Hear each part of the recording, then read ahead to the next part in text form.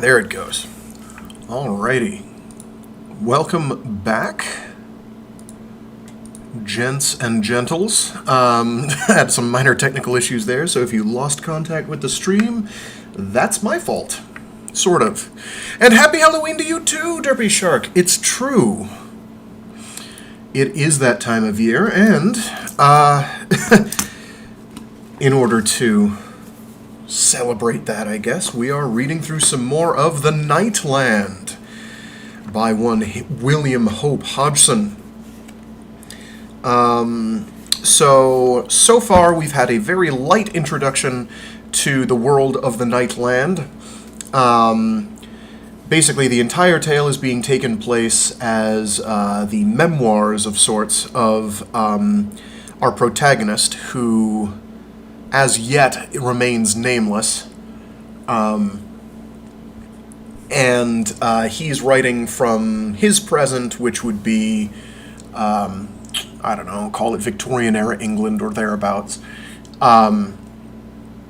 So call it the 1800s, maybe. And he's writing to us, telling us about... Wow, is it just me, or is the audio really high? If it's too loud, tell me, and I will do some tweakification. It is bumping into the red quite frequently, and I'm not totally sure why. Anyway, where was I? Yes. So he is regaling us with tales... Hello, I thought I turned that off. He is regaling us with tales of his future life, which happens eons upon eons upon eons upon eons from now, when all the stars in the sky have gone out, and indeed our own sun has gone out. And the only remaining known bastion of humanity is in the Redoubt, this massive, miles upon miles high pyramid surrounded by a force field that runs off of the life stream, I mean the energy of the Earth. Some energy source from the Earth. That's absolutely not the life stream from Final Fantasy VII at all. Definitely not. I'm quite confident that that game took liberties and was riffing on some of the ideas in this. So he's regaling us with tales of that after he told us a story of how he met and ultimately lost, through the ravages of time, his one true love, Mirdath, a lovely woman. But she dies in his timeline, but he is one of the people who watches out from the top of the Redoubt. He's a monstruican, watching all around, all the various horrors and creatures and landmarks of the Nightland that are within visible range of the Redoubt. And it turns out that he has some degree of, I guess we'd call it a telepathic ability, and he can hear certain broadcasts. And he winds up hearing a broadcast coming through trying to communicate with the Redoubt, and he responds with Mirdath, because that's what he feels it must be. And lo and behold, this stuns the speaker, and it appears... it is not Mirdath, as far as we know, but it is another enclave of humanity, which is a big deal, because as far as everybody knew, they were at this point alone. Admittedly, millions upon millions of people, but alone nonetheless. In this city, this citadel of the Redoubt. So now we continue on with the tale of the Nightland.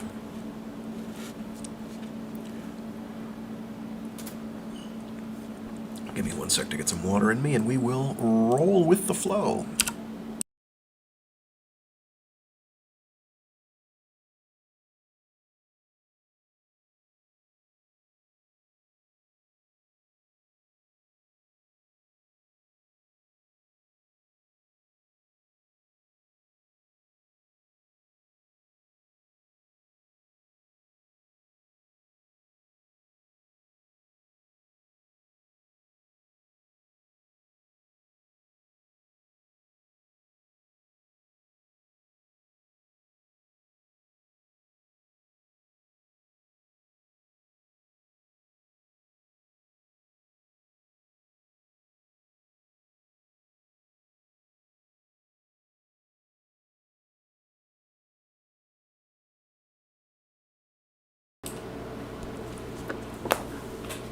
Chapter 4.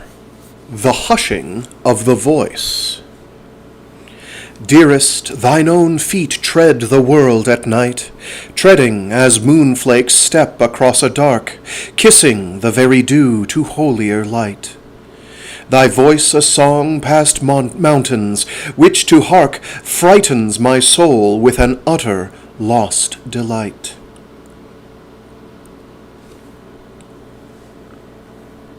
Now, one night, towards the end of the 16th hour, as I made ready to sleep, there came all about me the thrilling of the ether, as happened oft in those days. But the thrilling had a strange power in it, and in my soul the voice of Nani sounded plain, all within and about me. Yet, though I knew it to be the voice of Nani, I answered not immediately, save to send the sure question of the master word into the night. And directly I heard the answer, the master word beating steadily in the night, and I questioned Nani why she had speech with me by the instrument at that time, when all were sleeping, and the watch set among the monstruicans, for they in their little pyramid had their sleep time to commence at the 11th hour, so that by this it was 5 hours advanced toward the time of waking, and Nani should have slept, nor have been abroad to the tower of observation, apart from her father. For I supposed that she spoke by the instrument, her voice sounding very clear in my brain. Yet to this question she made no answer in kind, but gave a certain thing into my spirit, which set me trembling, for she said certain words that began, "Dearest, thine own feet tread the world at night." And it well may be that she set me to tremble, for as the words grew about me there wakened a memory dream, how that I had made these same words to Myrdath the Beautiful, in the long-gone eternity of this our age, when she had died and left me alone in all the world. There we go. And I was weak a little with the tumult and force of my emotion, but in a moment I called eagerly with my brain elements to Nani to give some explaining of this thing that she had spoken, to the utter troubling of my heart. Yet once more she made no direct answer, but spoke the words again to me across all the dark of the world. And it came to me suddenly that it was not Nani that spoke, but Myrdath the Beautiful, from out of all the everlasting night. And I called, "Myrdath! Myrdath!" with my brain elements into the night, and lo, the far, faint voice spoke again to my spirit through all the darkness of eternity, saying again those words. Yet, though the voice was the voice of Myrdath the Beautiful, it was also the voice of Nani, and I knew in all my heart that this thing was in verity, and that it had been given to me and that it had been given to me to be birthed once more into this world in the living time of that only one, with whom my spirit and essence hath mated in all ages through the everlasting. And I called with my brain elements and all my strength to Nani, but there came no answer, neither sign of hearing, though through hours I called. And thus at last I came to an utter exhaustion, but neither could be quiet nor sleep. Yet presently I slept.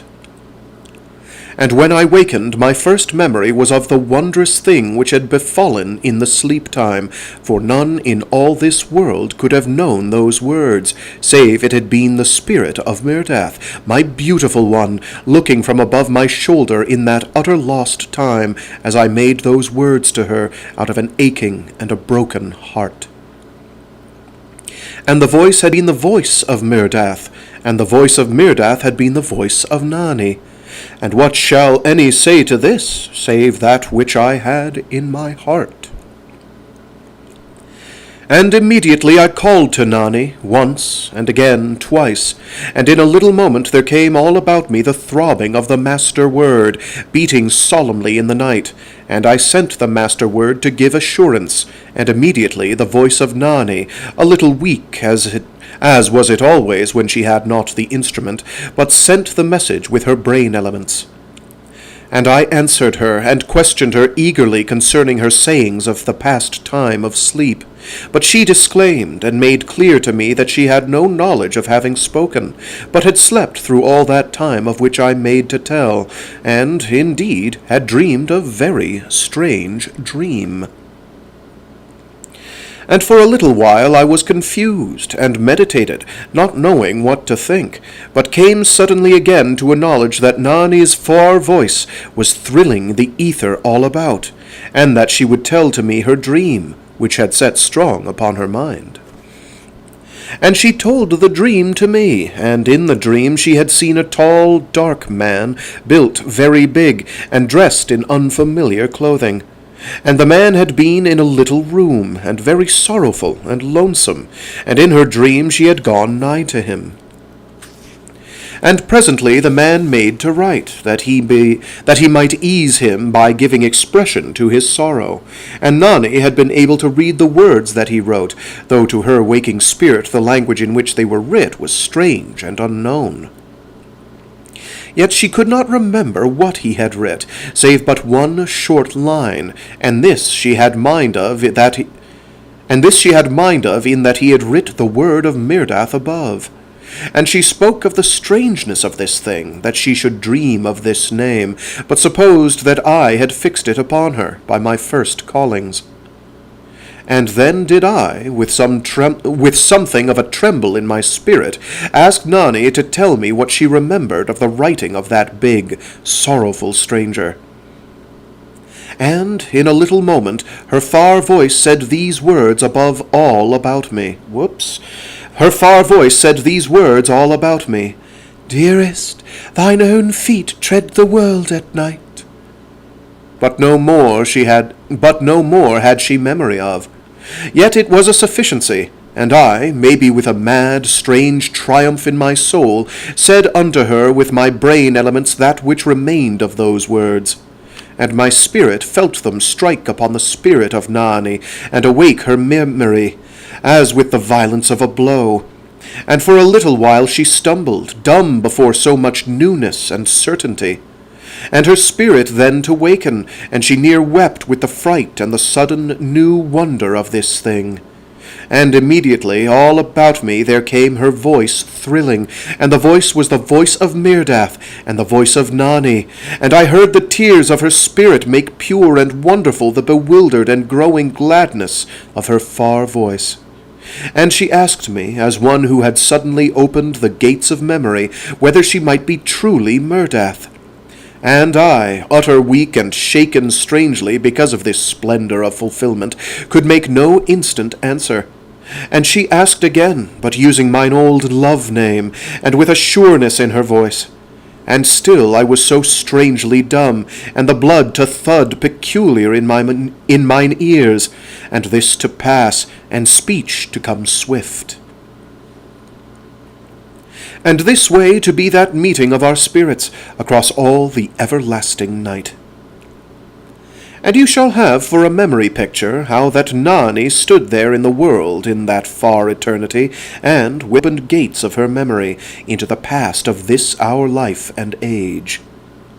And more than this she saw, and more than was given to me in that age, for she had memory now and sight of other instances, and of other comings together, which had some confusion, and but half meanings to me.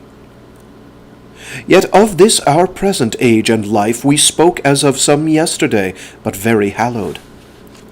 Now, as may be conceived, the wonder of this surety which had come into my life stirred me fiercely to its completion, for all my heart and spirit cried out to be with that one who was Mirdath, and now spoke with the voice of Nani. Yet how should this be won? For none among all the learned men of that mighty pyramid knew the position of the lesser redoubt. Neither could the records and histories of the world give us that knowledge, only that there was a general thought among the students and the monstruicans that it lay between the northwest and the northeast. But no man had any surety, neither could any conceive of the distance from us of that refuge. And counting all this, there was yet the incredible danger and peril of the night land, and the hunger and desolation of the outer lands, which were sometimes named the unknown lands. And I spoke much with Nani concerning this matter of their position, yet neither she nor her father, the master monstruacan of that refuge, had any knowing either of our position, only that the builder of the lesser redoubt had come out of the southward world in the beginning, as they had knowledge of by the records. Also, the father of Nani set that ancient compass to bear, for, as he made explanation to us through the instrument, so great a power of the earth current must be ours that, perchance it was our force which did affect the pointer from steadfastness. For, indeed, the needle did swing in an arc, as we heard, that held between the north and the south, within the westward arc, but this it had done ever with them, and so was a very helpless guide, save that, maybe, as we had thought, the force of the earth current that was with us had in truth some power to pull the needle towards us. And if this were so of verity, they did likewise. I skipped a line, and if this were so of verity, we made a reckoning that set the lesser redoubt to the north, and they did likewise, and put us to the south. Yet was it all built upon the sand of guesswork, and nothing to adventure the life and soul upon. Now we, of curiosity, through a million times, Now we, of curiosity, though a million times had it been done in the past ages, set the compass before us, having it from the great museum. But, as ever in that age, it did spin if we but stirred the needle, and would stop nowheres with surety, for the flow of the earth current from the crack beneath the pyramid had a power to affect it away from the north, and to set it wandering. And this may seem very strange to this present age, yet to that it was most true to the seeming nature of things, and harder to believe that ever it did once point steadfastly to prove a guide of sureness and unfailing. For, be it known, we knew the positions of the land by tradition, coming from that ancient time when, in the half-gloom, they had builded the pyramid, they having known the use of that ancient compass, and with sight of the sun had named the positions, though we of the far future day had forgotten the very beginnings of those names of direction, and used them but because our fathers did 1,000,000 years and more. And likewise we did the same with the names of the day, and the night, and the weeks, and the months, and the years, though of the visible markings of these there was nothing but only and always the everlasting night, yet the same seeming very natural to that people. Now, Nani, having heed to my constant questions, craved with an utter keen hunger that I might come to her, but yet forbade it, in that it were better to live and commune in the spirit than to risk my soul, and mayhaps die, in the foolishness of trying to find her in all the darkness of the dead world. Yet no heed had I taken of her commands, had I but known of a surety the direction in which she might be discovered, and gained some knowledge of the space between, for this might be named by thousands of miles, or but by hundreds, though a great distance it was surely. Yet one other thing there was that has point in this place, for when I sent my speech out into the night, using my brain elements, I came to know that, whether I had a knowledge of the north or no knowledge at the moment, yet did I turn oft with a sure instinction to that direction. And of this the master monstruacan took very great note, and had me to experiment many a time and way, and so enclosed about with screens or with bandages across mine eyes, that I could not, save by that inward knowing, have any knowledge to point me the way. Yet would I turn northwards very frequent, by a certain feeling, and seemed unable of speech if I were turned otherwise by force. Unable of speech, if I were turned otherwise by force.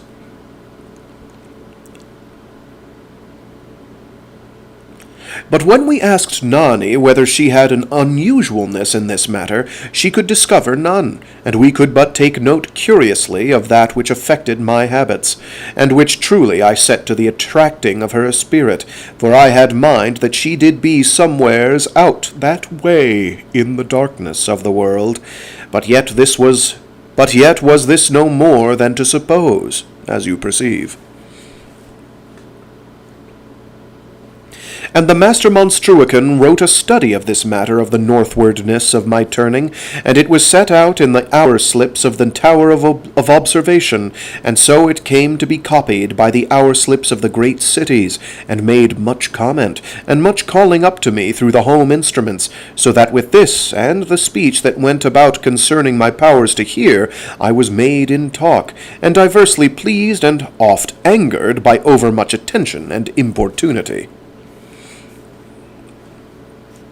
And now, whilst I pondered this matter in all my spirit and being, how that I should some way come to Nani, there befell a very terrible thing.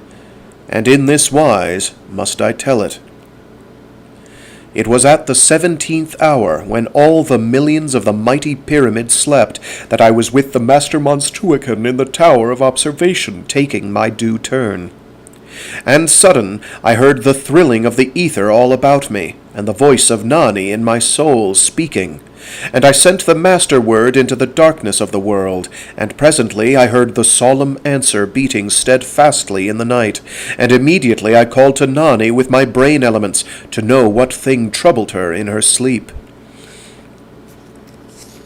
And her voice came into my spirit, weak and far and faint, and so that scarce I could make to hear the words.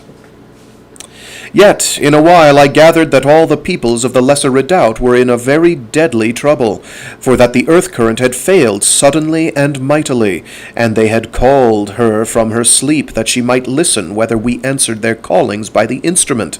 But, indeed, no calling had come to us.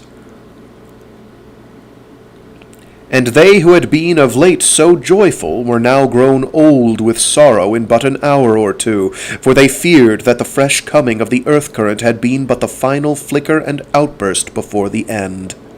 And, even in this short while of our speech, did it seem to me that the voice of Nani grew further off from me, and I felt like to have broken my heart with the trouble of this thing. And through all that remained of that sleep time did I converse with Nani, as might two lovers who shall presently part forever. And when the cities awoke, the news went throughout them, and all our millions were in sorrow and trouble. And thus it was for, maybe, a little month, and in that time had the voice of Nani grown so weak and far off that even I, that had the night hearing, could scarce make real its meaning. And every word was to me a treasure and a touch upon my soul, and my grief and trouble before this certain parting drove me that I could not eat, neither have rest.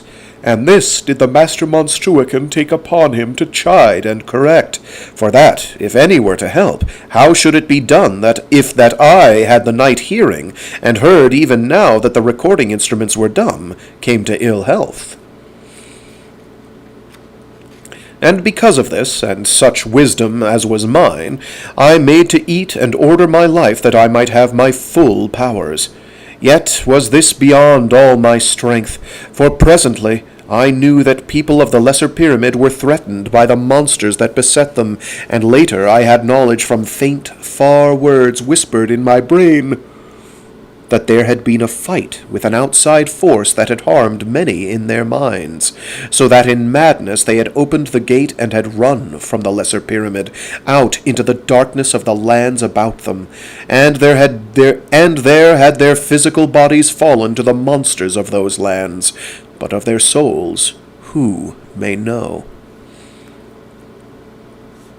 And this we set assuredly to the failure of the earth current, which had robbed them of all force and power, so that, in those few weeks, all life and joy of living had left them, and neither hunger nor thirst had they, much, nor any great desire to live, but yet a new and mighty fear of death.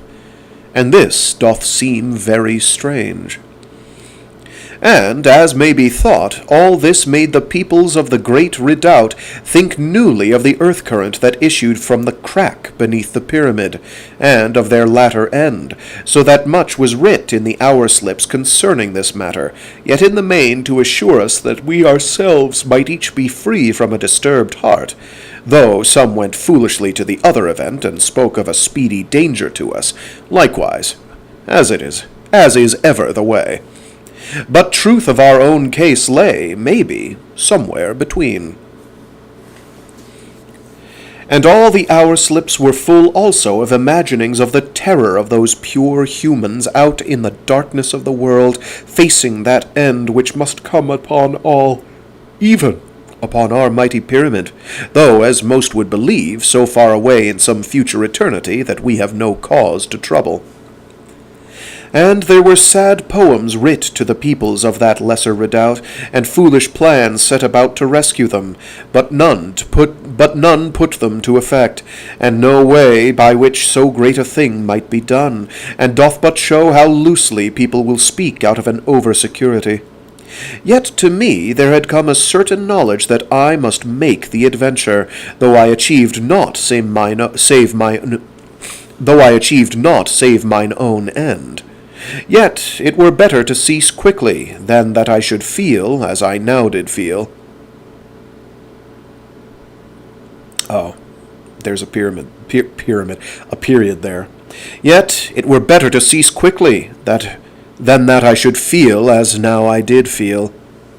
That same night, in the 18th hour, there was a great disturbance in the ether about the mighty pyramid, and I was awakened suddenly by the master monstruican, that I might use my gift of the night hearing to hearken for the throbbing of the master word, which they had thought to come vaguely through the instruments. But no one of the monstruicans was sensitive enough of soul to account truly whether this was so. And lo, as I sat up in the bed, there came the sound of the master word, beating in the night about the pyramid. And immediately there was a crying in the ether all about me, "We are coming! We are coming!" And mine inwards leaped and sickened me a moment, so shaken was I with a sudden belief, for the message seemed some ways to come to me from very near the great redoubt, as that they who sent it were nigh to hand. And forthwith I called the master word into the night, but no answer did there come for a while, and then a faint thrilling of the ether about me, and the weak pulse of the master word in the night, sent by a far voice strangely distant. And I knew that the voice was the voice of Nani, and I put a question through all the darkness of the dead world, whether she were within the lesser redoubt, and safe thus far. And presently there came a faint disturbance about me, and a small voice in my soul, speaking weakly and out of an infinite distance, and I knew that far away through the night Nani spoke feebly, with her brain elements, and that she abode within the lesser pyramid, but that she too had heard the strange pulse of the master word in the night, and that message, "We are coming, we are coming." And vastly had this thing disturbed her, waking her within her sleep, so that she knew not what to think, save that we were devising some method to come to them. But this I removed from doubt, saying that she must not build on vain hoping, for I would not have her doubly tortured by the vanity of such believing.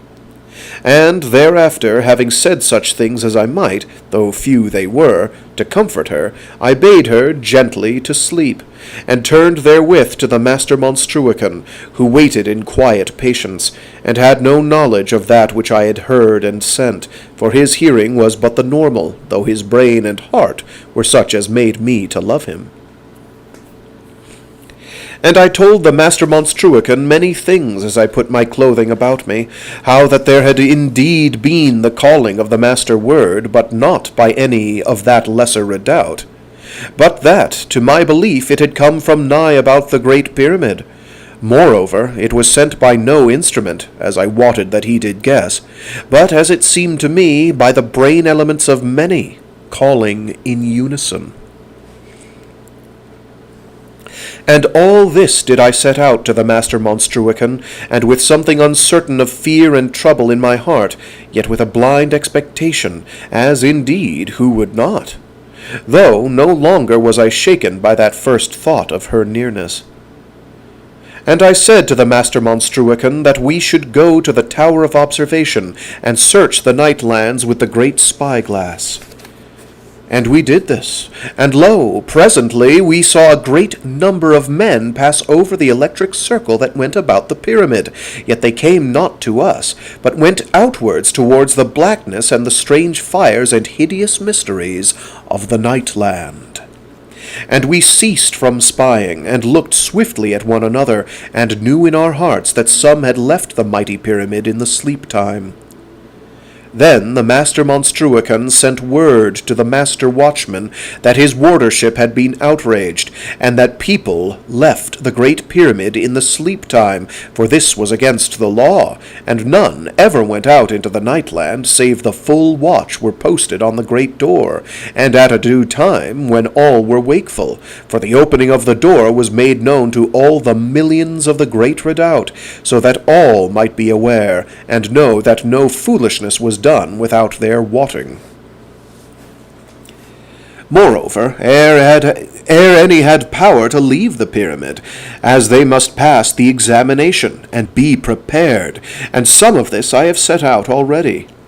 And so stern was the framing of the law that there were yet the metal pegs upon the inner side of the great gate, where had been stretched the skin of one who disobeyed, and was flayed, and his hide set there to be a warning in the early days. Yet the tradition was remembered, for, as I might say it, we lived very close about the place, and memory had no room whereby she might escape. Now the Master Watchman, when he heard that which the Master Monstruican had to tell, went hastily with some of the central watch from the watch-dome to the great gate, and he found the men of the sleep-time watch, with the warder of the gate, all bound, and stopped in the mouth, so that none could make outcry. And he freed them, and learned that nigh 500 young men from the upper cities, by the bigness of their chests, had come upon them suddenly, and bound them, and escaped into the night through the eye gate in the top of the great gate. And the Master Watchman was angry, and demanded why that none had called by the instruments of the watch-house. But lo, some had made to call thus, and found them unable to wake the recorders which lay in the central watch-dome, for there had been tampering. Now, after this, they made certain new rules and laws concerning the order of watching, and made tests of the lesser instruments in the inward pyramid, nightly, upon the coming of the sleep time, which was, even in that strange age, by tradition called the night, as I have given hint.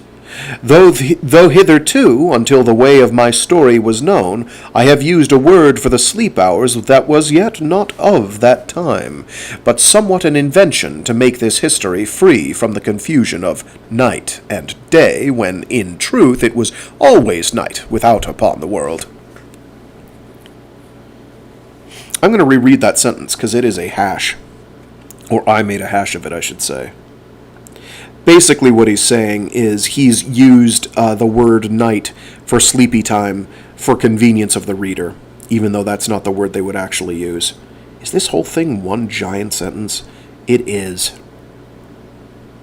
Oh no, it's two giant sentences. Now, after this, they made certain new rules and laws concerning the order of watching, and made tests of the lesser instruments of the inward pyramid, nightly, upon the coming of the sleep time, which was, even in that strange age, by tradition called the night, as I have given hint. Though hitherto, until the way of my story was known, I have used a word for the sleep hours that was yet not of that time, but somewhat an invention to make this history free from the confusion of night and day, when, in truth, it was always night without upon the world. Yet, after this, shall I keep to mine use the luxury of the true names of that time, and yet, how strange is it that the truth should be of so little to our thinking. And so to go forward with my telling.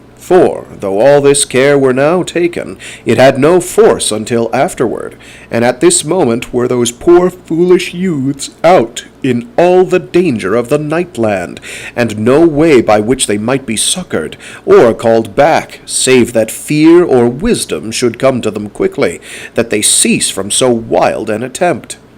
For it was to make rescue of those in that other unknown pyramid, out in all the darkness of the world's night that was their intent, as we had speedy knowledge from those boon friends that had been in the secret of their plot, which had seemed to them great and heroic, and was so in verity, but that neither they who went nor they who stayed had a true awareness of the danger they had dealing with, being all naught but raw and crude youths, yet, doubtless, with the makings of many fine and great men among them. And, because some had thus abetted that which they knew to be against the law, which was framed to the well-being and safety of all, there were certain floggings, which might the better help their memories in the future, as to the properness of their actions and wisdom.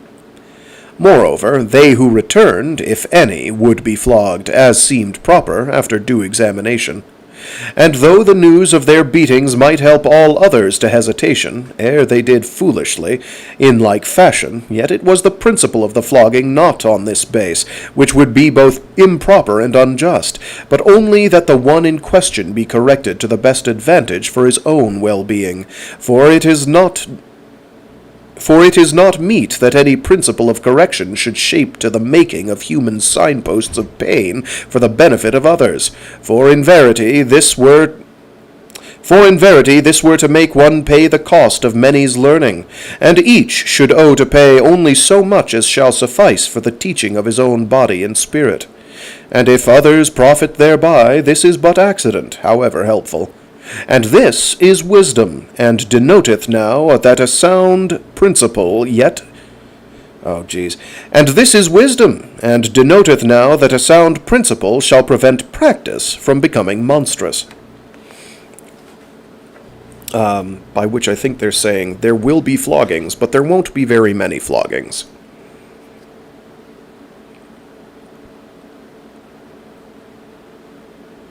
He's trying to reassure us that they don't live in a sadistic hell tower. Yet, now I must hasten that I set down how it fared with those 500 youths that had made so sad an adventure of their lives and unprepared souls, and were beyond our aid to help them, who might not so much as make any calling to them, to bid them to return, for to do this would have been to tell to all the monsters of the land that humans were abroad from the mighty pyramid. And this would have been to cause the monsters to search the youths out to their destruction, and maybe even to awaken the forces to work them some dread spiritual harm, which was their chief fear, which was the chief fear. Oh, excuse me.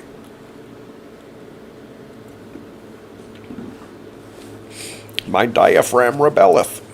Now, presently, through all the cities of the great Redoubt, the news had gone how that 500 foolish youths had adventured.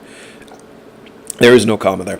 Now, presently, through all the cities of the great Redoubt, the news had gone how that 500 foolish youths had adventured out into the despair of the Nightland, and the whole pyramid waked to life, and the peoples of the south came to the northern sides, for the great gate lay in the northwest side, and the youths had made from there, not straightly outwards, but towards the north, and so were to be seen from the northeast embrasures, and from those within the northwest wall.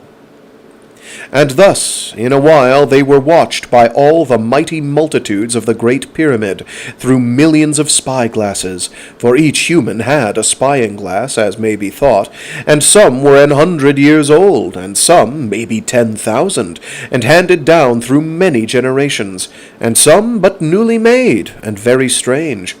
But all those people had some instrument by which they might spy out upon the wonder of the Nightland, for so had it been ever through all the eternity of darkness, and a great diversion and wonder of life was it to behold the monsters about their work, and to know that they plotted always to our destruction, yet were ever foiled. And never did all that great and terrible land grow stale upon the soul of any, from birth until death. And by this you shall know the constant wonder of it, and that sense of enemies in the night about us, which ever filled the heart and spirit of all beholders, so that never were the embrasures utterly empty. Yet many beheld not the land from the embrasures, but sat about the view tables, which were set properly in certain places throughout the cities, and so beheld the night land, without undue cranings or poising of spy-glasses, though less plain seen. And these same tables were some form of that which we of this age name camera obscura, but made very great, and with inventions, and low to the floor, so that 10,000 people might sit about them in the raised galleries, and have comfortable sight. Yet this attracted not the young people, save that they were lovers, and then, in truth, were they comfortable seats for quietness and gentle whisperings. Yet now, as may be supposed, with all the peoples of the mighty pyramid grown eager to look towards one part of the night land, the embrasures were hid in the crowds, and such as could gain no view therethrough thronged about the view tables. And so was it in all the hours of leisure, so that women had scarce patience to attend their children, but must hasten to watch again that lonesome band of foolish youths making so blind and unshaped a trial to come upon that unknown lesser redoubt, somewhere out in all the night of the world. And in this wise passed 3 days and nights, yet both in the sleep time and in the time of waking did great multitudes cease not to watch, so that many went hungry for sleep, as in truth did I. And sometimes we saw those youths with plainness, but other times they were lost to our sight in the utter shadows of the night land. Yet, by the telling of our instruments and the sense of my hearing, there was no awareness among the monsters and the forces of evil that any were abroad from the pyramid, so that a little hope came into our hearts that yet there might be no tragedy. And times would they cease from their way, and sit about in circles among the shadows and the grey moss bushes, which grew hardly here or there about. And we knew that they had food with them to eat, for this could we see with plainness, as some odd grim flare of light from the infernal fires struck upon one or another strangely, and passed, and left them in the darkness. And who of you shall conceive what was in the hearts of the fathers and the mothers that bore the youths, and who never ceased away from the northward embrasures, but spied out in terror and in tears, and maybe oft with so good glasses as did show them the very features and look upon the face of son and son? And the kin of the watchers brought to them food, and tended them, so that they had no need to cease from their watching, and beds were made in the embrasures, rough and resourceful, that they might sleep quickly a little, yet be ever ready, if those cruel monsters without made discovery of their children. Thrice in those 3 days of journeying to the northward did the youths sleep, and we perceived that some kept a watch, and so knew that there was a kind of order and leadership among them. Also they had each his weapon upon his hip, and this gave us a further plea to hope. And concerning this same carrying of weapons, I can but set out here that no healthful male or female in all the mighty pyramid but possessed such a weapon, and was trained to it from childhood, so that a ripe and extraordinary skill in the use thereof was common to most. Yet some breaking of rule had there been, that the youths had each achieved to be armed, for the weapons were stored in every 10th house of the cities, in the care of the charging masters. And here I must make known that these weapons did not shoot, but had a disc of grey metal, sharp and wonderful, that spun in the end of a rod of grey metal, and were someways charged by the earth current, so that were any but stricken thereby, they were cut in twain so easy as not. and the weapons were contrived to the repelling of any army of monsters that might make to win entrance to the redoubt. And to the eye they had somewhat the look of strange battle-axes, and might be lengthened by the pulling out of the handles. Now the youths made, as I have told, to the northward, but had first to keep a long way to the northeast, that they might come clear of the veil of red fire. And this wise they journeyed, and kept the vale about 7 miles to the northwest of them, and so were presently beyond the watcher of the northeast, and going with a greater freedom, and having less care to hide. And this way, it may be, certain of the giants, wandering, perceived them, and went swiftly to make attack and destroy them. But some order went about among the youths, and they made a long line, with a certain space between each, because the terror of the weapons, and immediately, it seemed, the giants were upon them. 67 they were, and seeming to be haired like to mighty crabs, as I saw with the great spy-glass, when the great flares of far and mighty fires threw their fierce light across the dark lands.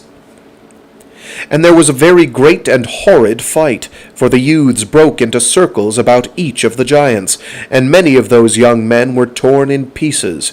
But they smote the monsters from behind and upon every side, and we of the mighty pyramid could behold at times the grey, strange gleam of their weapons, and the ether was stirred about me by the passing of those that died. Yet, by reason of the great miles, their screams came not to us, neither heard we the roars of the monsters, but into our hearts, even from that great distance and safety, there stole the terror of those awesome brutes.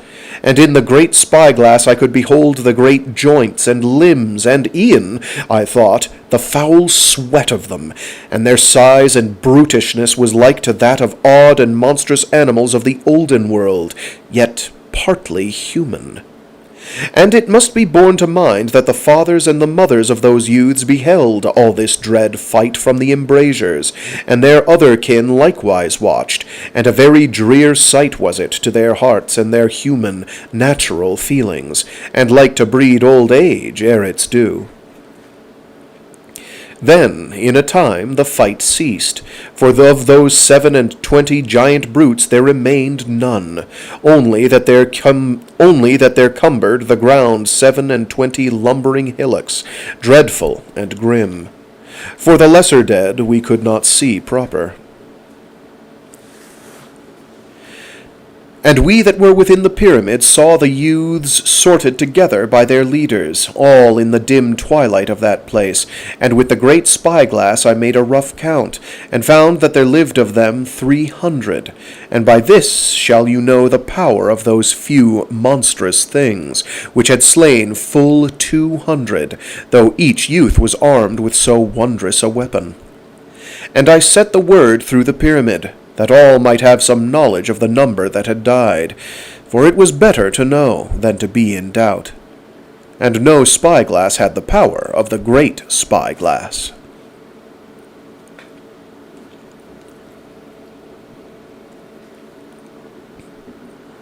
After this fight, the youths spent a time having a care to their bodies and wounds, and some were made separate from the others, and of these I counted upon 50. And whilst the others made to continue their march towards the road where the silent ones walk, these were constrained by one who was the leader to return to the pyramid. And in a little I saw that they came towards us, wearily and with many a halt, as that they suffered great wounds and harm of the fight. But those others, maybe 250 youths, went onwards into the nightland, and though we sorrowed at this thing, yet was there come a huge pride into our hearts that those raw ones, who yesterday were but children, had so held themselves in the battle, and done a great deed that day. And I wot that whilst their mothers wept, easeless, their fathers' hearts swelled within them, and held somewhat of their pain away from them for a time. And all this while those wounded youths came slowly, and rested, and came on again, the better helping the worse, and a great excitement and trouble there was in all the mighty pyramid, to learn which were they that came, and that they went, and who lay out there quietly among the slain. But none might say anything with surety, for even with that great spyglass in the tower of observation, they were not overplain, save when some light of the fires of the land flared high, and lit them. For they stood not up into the glare of the fires, as had the giants. And though I saw them with clearness, yet I knew them not, for there was so mighty a multitude in that vast redoubt, that none might ever know the half even of their rulers. And about this time there came a fresh matter of trouble to our minds, for one of the monstruicans made report that the instruments were recording an influence abroad in the night, so that we had knowledge that one of the evil forces was out. And to me there came an awareness that a strange unquiet stole over the land. Yet I knew it was not with mine ears, but my spirit heard, and it was as though trouble and an expectation of horror did swarm about me. And once, listening, I heard the master word beating strangely low, and I knew the ether to thrill about me, and a faint stirring was there in my soul, as of a faint voice speaking, and I knew that Nani called to me some message across the night of the world, yet weak and coming without clear meaning, so that I was tormented and could but send comfort to her with my brain elements. And presently I knew that she ceased to speak. And, later, I heard that there was a new matter forward in the redoubt, for 10,000 men had assembled to attend the room of preparation for the short preparation. Yes, that's what it says. For 10,000 men had assembled to attend the room of preparation for the short preparation, and by this time we knew that those poor youths who stumbled towards us through the dark were presently to have help. And through all that sleep time there went forward the spiritual and the physical preparation of the 10,000, and upon the morrow they slept, whilst 100,000 made ready their arms. And in this space of time the 250 youths that went towards the road where the silent ones walk had come very nigh thereto, having gone very warily and with some slowness, because, as may be, of the lesson of the giants. And to us in the pyramid the instruments made known constantly that influence which was abroad, and which all those of the tower of observation thought to proceed from the house of silence. Yet nothing could we see with the great spyglass, and so could come to no sure knowing, but only to fear and to wonder. And presently the youths were upon the great road, and turned to the northward. And beyond them, a great way, stood the house of silence, upon a low hill at a certain distance to the right of the road. By now they that were wounded had come to within, maybe, 15 miles of the great redoubt, and the news went through all the cities, that the 10,000 men that were prepared made to arm themselves. And I went down by the lower lift, and saw them come down by thousands from the room of preparation, and none might go nigh to them, or cause them to speak, for they were made ready, and were, as it might be, holy. And all the millions of the mighty pyramids stood in their cities about certain of the main lifts, and watched those thousands go downwards, all in their armor of grey metal, and each one armed with the discos, which was that same very terrible weapon which all had training to. And I doubt not but that the young men of the pyramid looked, with longing in their hearts, that they might have been among those that went forth to succour. Yet the older men had graver thoughts in their hearts, for the blood ran more soberly in them, and they had knowledge and memory of the peril. And by this I would make clear that I speak less of the peril of the body, which is common to every state of life, but of the peril of the spirit. And it may be thought, by those of this age, that it was most strange that they of that, having all the knowledge of eternity to aid them, had no weapon by which to shoot and kill at a distance. But indeed this had not been so in the past, as our histories did show.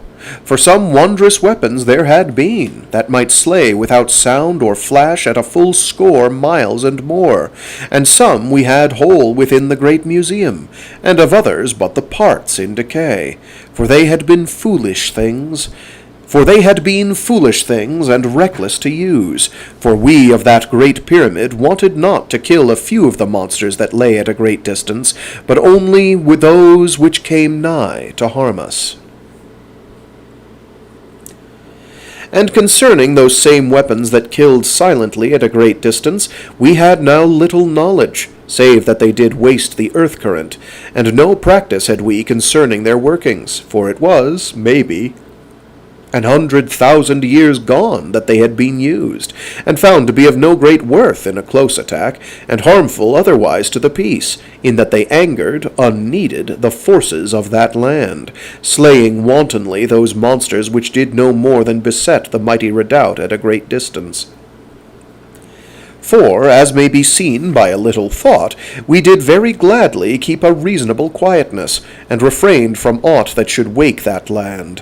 For we were born to the custom of that strange life, and lived and died in peace, for the most part, and were very content to have security, and to be neutral in all things that did not overbear us, but, as it were, always armed and ready. But concerning the great and evil forces that were abroad in the night land, these we had no power to harm, nor could we hope for more than that Let me try that again. But concerning the great and evil forces that were abroad in the night land, these we had no power to harm, nor could we hope for more than that we had security from them, which indeed we had, but the hugeness of their power was about us, and we dared not to wake it, save through such extremity as had come to pass by this folly of the youths, though even now we had no thought to attack aught, but only to succor those wounded ones. And concerning this simplicity of weapons, which excites somewhat even my wonder in this our present age, it may be that the powers of chemistry were some ways quaintly limited by conditions in that age, and there to be always a need to spare the earth current, and hence, by this cause and by that, we were brought, by the extreme, nigh to the simplicity of the early world, yet with a strange and mighty difference, as all may know who have read. Now, presently, the word was sent to every city throughout the great redoubt, as was the law, that the great gate should be opened, and each city sent its master to form the full watch, as was the law. And each went clad in grey armor, and carrying the discos. And the full watch numbered 2,000, for there were also the watchmen. Then the lights in the great causeway were made dim, so that the opening of the gate should cast no great glare from within into the night land, to tell the watcher of the northwest and all the monsters that certain humans went out from the mighty pyramid. But whether the vast and hidden forces of evil had knowledge, we knew not, and they who went must but chance it, remembering that they were prepared and had the capsule. And the 10,000 that were prepared went out through the great gateway into the night, and the full watch stood back from them, and spoke no word, but saluted silently with the discos. And they that went raised each the discos a little, and passed out into the dark. Then the great gate was shut, and we made to watch and to wait, with trouble and expectation within our hearts. And at the embrasures many did comfort the women of those men. And I went back, upwards by miles, until I came to the tower of observation, and I looked out from there into the night land, and saw that the 10,000 halted at the circle, and made arrangement for themselves. and made arrangement of themselves, and sent some before and upon either hand, and so went forward into the night land. And after that I went to the great spyglass, and turned it towards the 250 youths that were far off, upon the road where the silent ones walk. Yet for a while I could not perceive them, for all the road seemed empty. But afterward I saw them, and they were clambering back into the road, having gone aside, as I thought, because of the passing of one of those silent ones, that I saw now at a distance to the southward of them. There passed then some 3 hours, and in that time I varied my watching between those far-off youths and the 10,000 that went forward to succor the wounded, that were now, maybe, scarce 9 miles distant from the mighty pyramid, and the 10,000 came very close to them. And in truth, in a little while they spied one the other, and I gathered, in spirit, something of the rejoicing of those youths, yet weak and troubled were they, because of their wounds, and their knowledge of failure, and their disobedience of the law. And presently they were surrounded by the 10,000, and carried upon slings, and all that body swung round towards the pyramid, and came back at a great pace. And in the same time I heard the sound that made them so swift to hasten, for there smote up through the night the baying of the hounds, and we knew that they were discovered.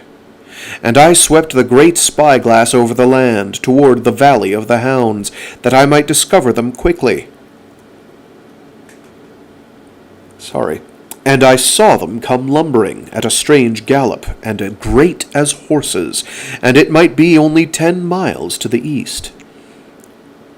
And I looked once upon the watcher of the northeast, and I saw and marveled that the great bell-ear quivered constantly, and I knew that it had knowledge, and gave signal to all the land. Then did one of the monstruicans report that a new and terrible influence was abroad in the land, and by the instrument we had knowledge that it approached. And some of the monstruicans called foolishly with weak voices to the 10,000 to haste, forgetting and desiring only their safety from that which came near.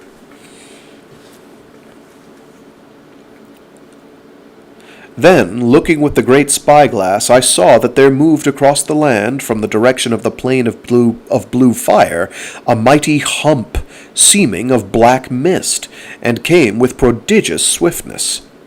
And I called to the master monstruican, that he come and look through one of the eyepieces that were about the great spyglass.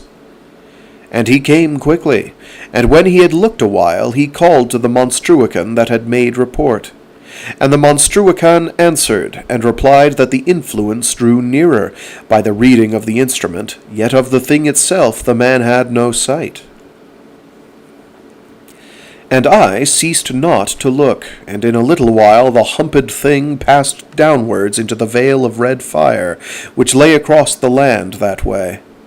But I watched steadfastly, and presently I saw the black hump climb from the veil of red fire upon this side, and come through the night, so that in a scarce minute it had come half-way across that part of the night-land.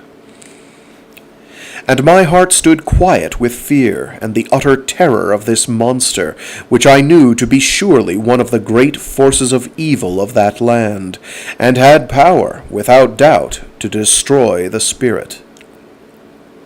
And the master monstruican leapt towards the home call, and sent the great sound down to the 10,000, that they might attend, and immediately he signalled to them to beware.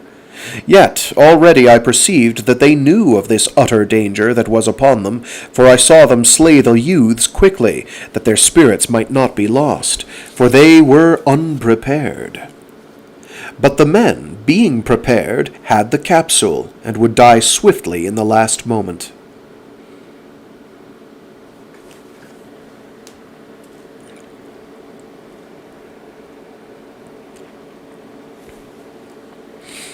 I looked again towards the hump, and saw that it came like a hill of blackness in the land, and was almost anigh. Then there happened a wonder, for in that moment when all had gone else... For in that moment when all had else gone quickly, that they might save their souls, out of the earth there rose a little light, like to the crescent of a young moon of this early day. And the crescent rose up into an arch of bright and cold fire, glowing but little, and it spanned above the 10,000 and the dead. And the hump stood still, and went backwards, and was presently lost. And the men came swiftly towards the mighty pyramid. Yet, ere they were come to safety. Yet, ere they were come to safety, the baying of the hounds sounded close upon them, and they faced to the danger. Yet, as I could know, without despair, because that they yet lived after so enormous a peril. And the hounds were very nigh, as now I beheld with the great spyglass, and I counted 50, running with mighty heads low and in a pack. And lo, as the hounds came at them, the 10,000 drew apart, and had a space between them, that they might have full use of that terrible discus. And they fought with the handles at length, and I saw the discs spin and glisten and send out fire. Then was there a very great battle, for the light that arched above them and held away the power from their souls made not to protect them from this danger of the lesser monsters. And at 100,000 embrasures within the mighty pyramid, the women cried and sobbed and looked again. And in the lower cities it was told, after, that the peoples could hear the crash and splinter of the armor, as the hounds ran to and fro, slaying, aye, even the sound of the armor between their teeth. Yet the 10,000 ceased not to smite with the discus, and they hewed the hounds in pieces. But some of the men that went forth, there were 1,700 slain by the hounds, ere the men won to victory. What? 1 sec, my brain blanked in the middle of that. Let me reread that so it makes sense.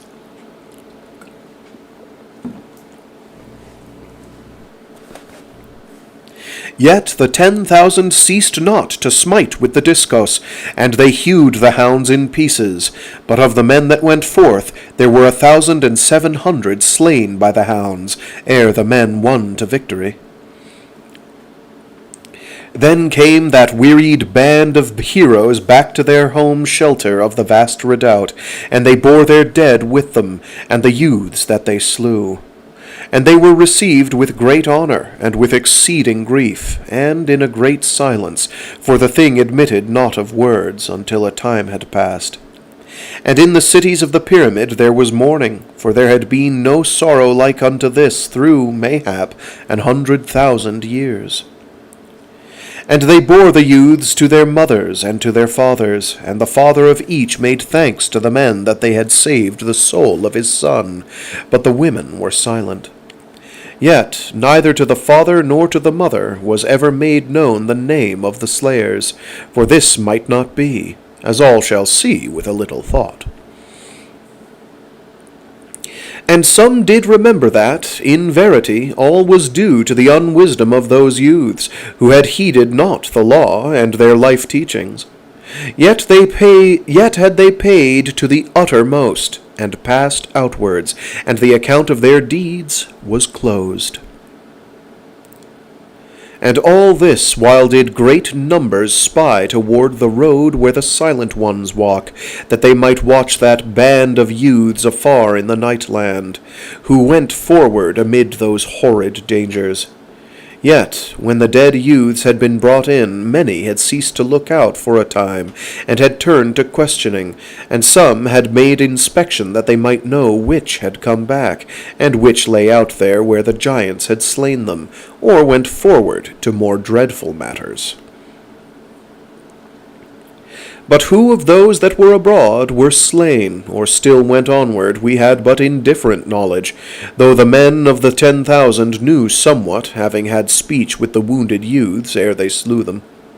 And, as may be thought, these men were sorely questioned by the mothers and the fathers of those youths that were not accounted of, yet I doubt that few had much knowledge wherewith to console them.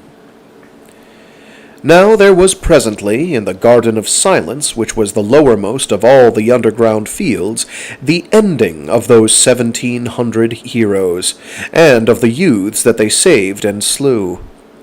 And the garden was a great country, and 100 miles in every way, and the roof thereof was 3 great miles above, and shaped to a mighty dome, as it had been that the builders and makers thereof did remember in their spirits the visible sky of this our present age. And the making of that country was all set out in a single history of 7,070 volumes, and there were likewise 7,070 years spent to the making of that country, so that there had unremembered generations lived and labored and died, and seen not the end of their labor. And love had shaped it and hallowed it, so that of all the wonders of the world there has been none that shall ever come anigh to that country of silence, 100 miles away, 100 miles every way of silence to the dead. And there were in that roof 7 moons set in a mighty circle, and lit by the earth current, and the circle was 60 miles across, so that all that country of quiet was visible, yet to no great glare, but a sweet and holy light, so that I did always feel in my heart that a man might weep there, and be unashamed. And in the midst of that silent country there was a great hill, and upon the hill a vast dome, and the dome was full of a light that might be seen in all that country, which was the Garden of Silence. And beneath the dome was the crack, and within it the glory of the earth current, from which all had life and light and safety. And in the dome, at the north, there was a gateway, and a narrow road went upward to the gateway, and the road was named the Last Road, and the gateway was named by no name, but known to all as the Gateway. And there were in that mighty country long roadways, and hidden methods to help travel, and constant temples of rest along the miles, and groves, and the charm of water falling. And everywhere the statues of memory, and the tablets of memory, and the whole of that great underground country full of an echo of eternity and of memory and love and greatness, so that to walk alone in that land was to grow back to the wonder and mystery of childhood, and presently to go upwards again to the cities of the mighty pyramid, purified and sweetened of soul and mind. And in my boyhood I have wandered oft a week of days in that country of silence, and had my food with me, and slept quietly amid the memories, and gone on again, wrapped about with the quiet of the everlasting.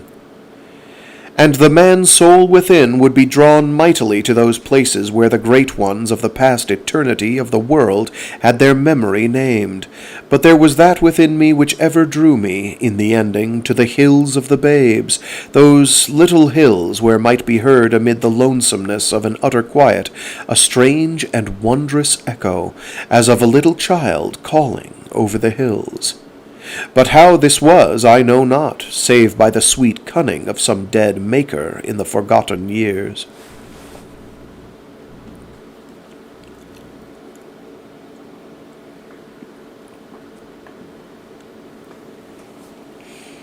And here, mayhaps by reason of this voice of pathos, and here, mayhaps by reason of this voice of pathos, were to be found the countless tokens of memory to all the babes of the mighty pyramid through 1,000 ages. And, odd whiles, would I come upon some mother sitting there lonely, or mayhaps companied by others. And by this little telling shall you know somewhat of the quietness and the wonder and the holiness of that great country hallowed to all memory and to eternity and to our dead. And it was here, into the country of silence, that they brought down the dead to their burial. And there came down into the country of silence maybe 100,000,000 out of the cities of the pyramid to be present and to do honor. Now that they had charge of the dead, did lay them upon the road which ran up unto the gateway, even that same road which was named the last road. And the road moved upward slowly with the dead, and the dead went inward through the gateway, first the poor youths, and afterward they that had given up life that they might save them.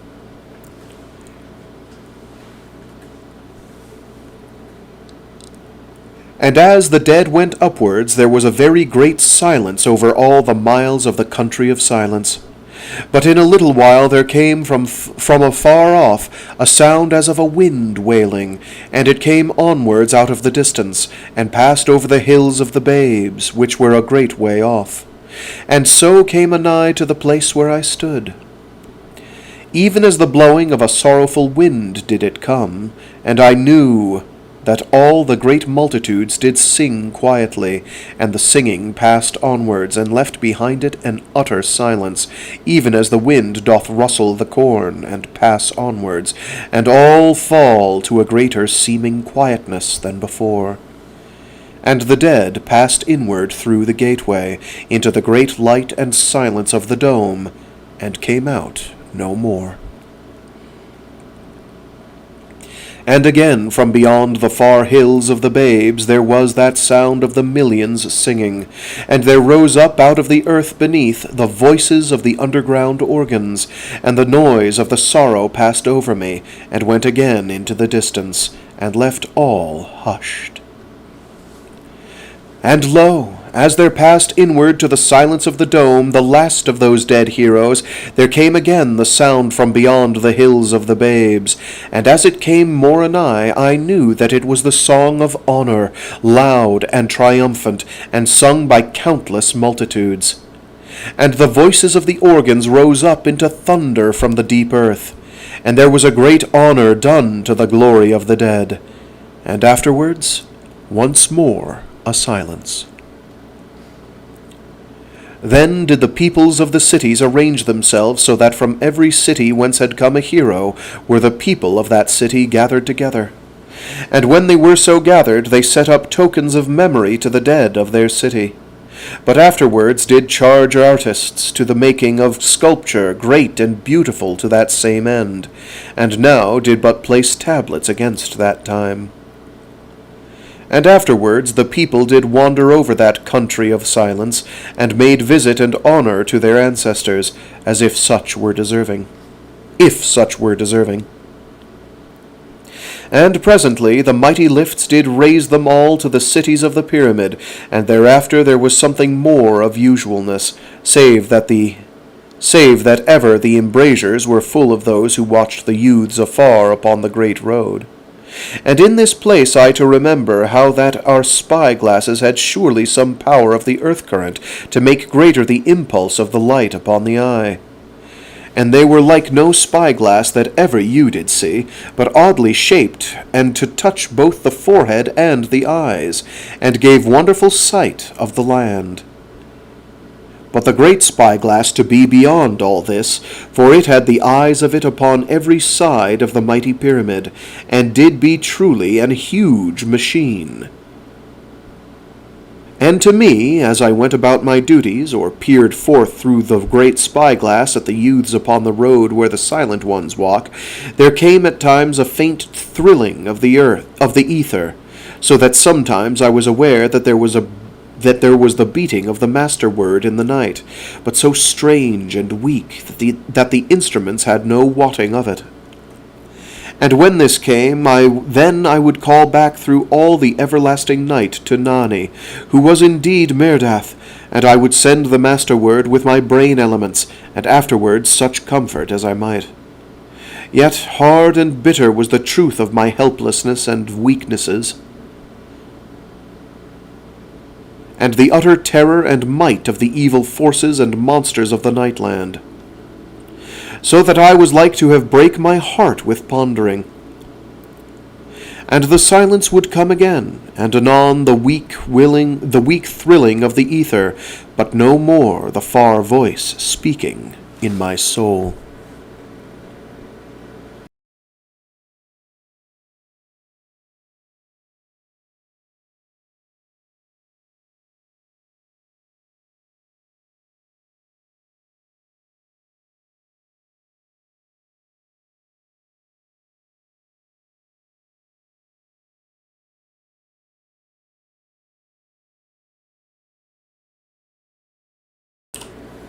Chapter 5.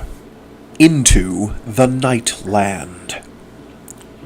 Now, after that destruction which had come upon the 10,000, and the fresh assurance that was upon us of the terror of the night... Now, after that destruction which had come upon the 10,000, and the fresh assurance that was upon us of the terror of the Nightland, it may be known that there could be no more thought to succor. Though, in truth, those youths that went now upon the road where the Silent Ones walk were far beyond our aid. Yet might it be thought that we should have signalled to them, calling by the home call, which was that great voice which went forth from the machine above the sealed base of the mighty pyramid. But this we might not do, for then we gave signal to the monsters of that land that some were even now abroad from the pyramid. Yet we could no more than hope that the evil forces had no wotting of them, for, in verity, none might ever know the knowledge or the ignorance which those powers did possess. Yet it must be kept to mind that we knew even then there was an influence abroad in the land, strange and quiet, so that the instruments did not more than make record of it. And as I have surely set down ere now, we had belief that it did come from that house of silence, afar in the Nightland, upon that low hill to the north of the great road. And many among the Monstruicans feared that it was directed upon the youths, but of this there could be no surety, and we could but wait and watch. Now, about this time those poor youths did draw nigh to that part of the road where the Silent Ones walk, where it turned more swiftly to the north, and they to be now at no mighty distance from that grim and horrid house. And presently we knew that the influence had a greater power in the land, and I had an assuredness that it came from the house, yet no certain proof was this. But I set out my feelings to the Master Monstruican, and he had trust in them and in my power. Moreover, he also had belief... And he had trust in them and in my power.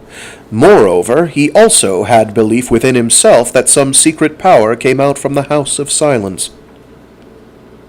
He also had belief within himself that some secret power came out from the House of Silence. There we go, that's better. And some talk there was at times that we send the home call into the night, to give warning to the youths of our knowledge and our fear, and to entreat them to make a safe endeavor to return swiftly. Yet was this an error, and refused by the Master Monstruican, for it was not meet that we put the souls of those youths in peril until such time as we had certainty that they should be lost if we did not bestir ourselves. For, indeed, this home call was as a mighty voice calling over the world, and did have so exceeding a noise that it had immediately told all that land how that some were yet abroad from the great Redoubt. And here I will set down And here will I set down how that the home call had no use in those ages, but had been a call in the olden time, when yet the great flying ships went abroad over the world. And there passed now a day and a night, and in all that time there ceased not great multitudes to peer forth into the Nightland at the youths. For it was known concerning the influence, and all felt that the youths did draw nigh very speedy to their fate, and much talk there was, and many things said, and much foolish speech, and kind intent. but no courage to go forth to make further attempt to rescue, which, in truth, calls not for great astonishment, as I have surely writ or oft thought. And in this place let me set down that the land was, as it might be said, waked and unquiet, and a sense of things passing in the night, and of horrid watchfulness. And there was, at this time and at that, low roars that went across the land. And if I have not told the same before this time, it must be set to count against me and my telling, for, indeed, I should have writ it down before this place. Yet is the difficulty of my task great, and all must bear with me, and entreat for me that I have courage, so that I may come at last to strength and wisdom to tell all that I did see. Now, in the space of this day and night, it was known that the youths had not slept, neither had they eaten, save once, as they who had the watch through the great spyglass did affirm. But they to hasten away at a woeful speed toward the north, along the great dismal road, so that presently they must cease or slay themselves with their endeavor. And all this did give surety to our fears that they were under a spell from that horrid house afar in the land, and we had an assurance that this thing was. For presently there came a Monstruacan to the Master Monstruacan to report that there had come sudden a mighty influence into the land, and in the same moment, as it might be, I spied through the great spyglass, and did see those youths break swiftly from the road where the silent ones walk, and begin to run very swift, that they might come quickly to the house of silence. Then did the Master Monstruacan hesitate not, but did send the home call across the world, aye, even to those poor doomed ones that hastened, unknowing, to the terror which did compel them. And immediately upon the sound the Master did send a message to the natural eye, in set language, and made warning that they suffered themselves to be drawn to their destruction by a force that came from within the house of silence.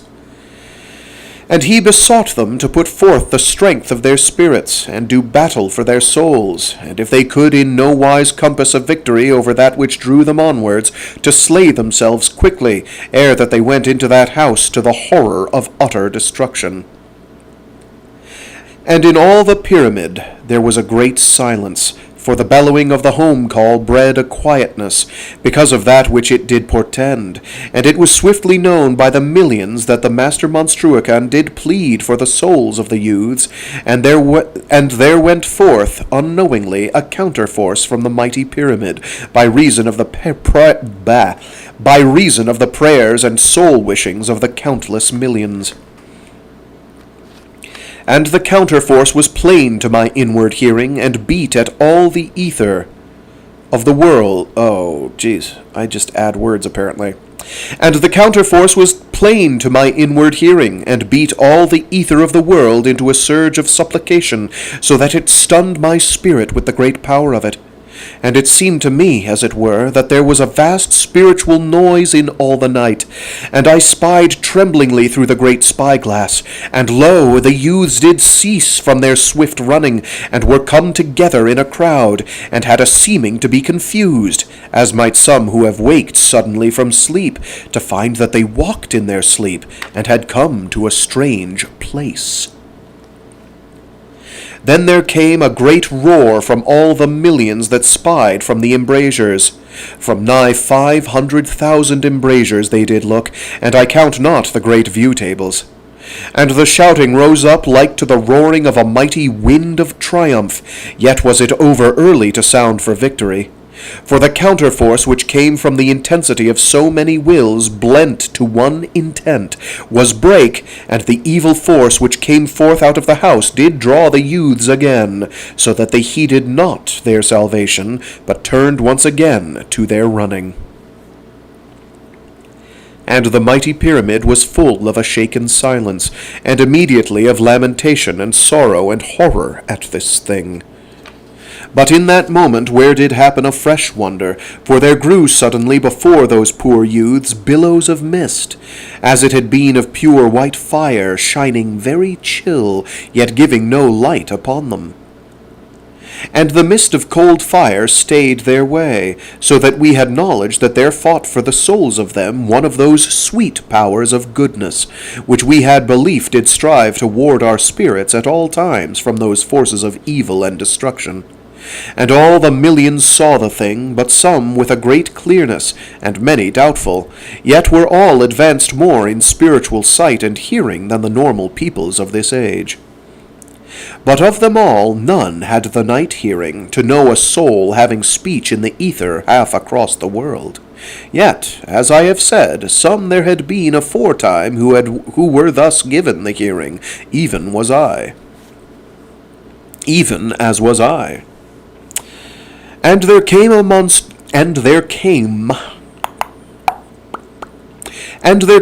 Monstruacan to the Master Monstruacan to make report that the influence had ceased to work upon the instruments, and by this thing we knew that in verity the force which proceeded out from the House of Silence was cut off from us, and from those youths, and we had assurance that there fought a very mighty power for the salvation of the souls of the youths. And all the peoples were silent, save for an underbreath of wonder and talk, for all were utter stirred with hope and fear, perceiving that the youths had some chance given unto them to return. And whilst the youths yet wavered in their minds, as I perceived with the great spyglass, and the knowledge of my soul, and of my natural wit, lo, the Master Monstruacan sent once more the great voice of the home call abroad into the land, and immediately besought those youths, for the sake of their souls and the love which their mothers had for them, to come swiftly homewards, whilst they had yet this great power to shield them, and allow them sweet sanity. And I thought that some did look towards the pyramid, as that they answered to the mighty voice of the home call, and did read the message which the Master Monstruacan made to them. But in a moment they faced about, seeming to have a good obedience to one who did always lead, and of whom I had inquired, and found to be one named Ashoff, who was a great athlete of the 900th city.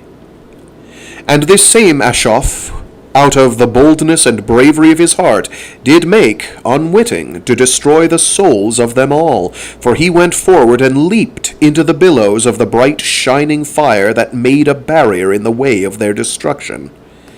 And immediately the fire ceased from its shining, and gave way and sank and grew to a nothingness.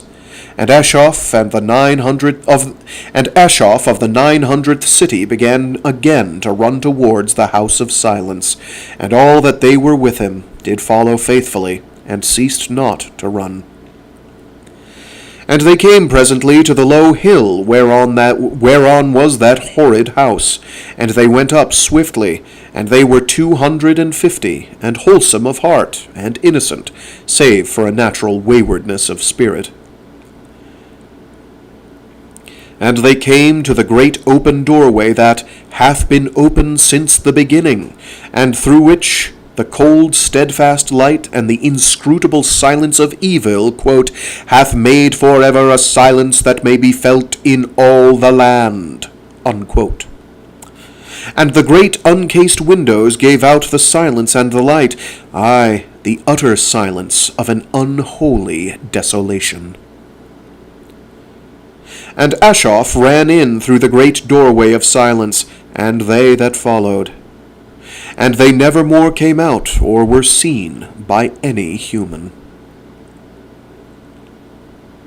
And it must be known that the mothers and the fathers of those youths looked out into the nightland, and saw that thing which came to pass. And all the people were silent, but some said presently that the youths would come forth again, yet the people knew in their hearts that the young men had gone into destruction, for, in truth, there was that in the night which spoke horror to the souls of all, and a sudden utter quiet in all the land.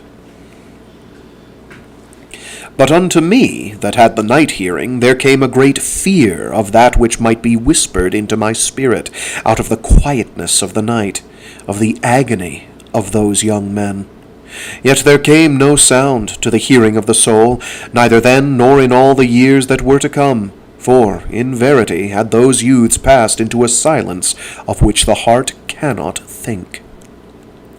And here will I tell how that the strange quiet which did fill all the land, seeming to brood within the night, was horrid beyond all the roarings which had passed over the darkness in the time that went before, so that it had given my spirit some rest and assurance to hear but the far echoing, low thunder of the great laughter, or the whining which was used at times to sound in the night from the southeast, where were the silver fire holes that opened before the thing that nods, or the baying of the hounds, or the roaring of the giants, or any of those dreadful sounds that did often pass through the night. For they could not have offended me as did that time of silence, and so shall you judge how dreadful was that quiet, which did hold so much of horror. And surely it will be known that none had thinkings now, even in idle speech, that any should have power to succor the peoples of the lesser redoubt. Neither, as I have said, had any the knowledge of the place where it did stand.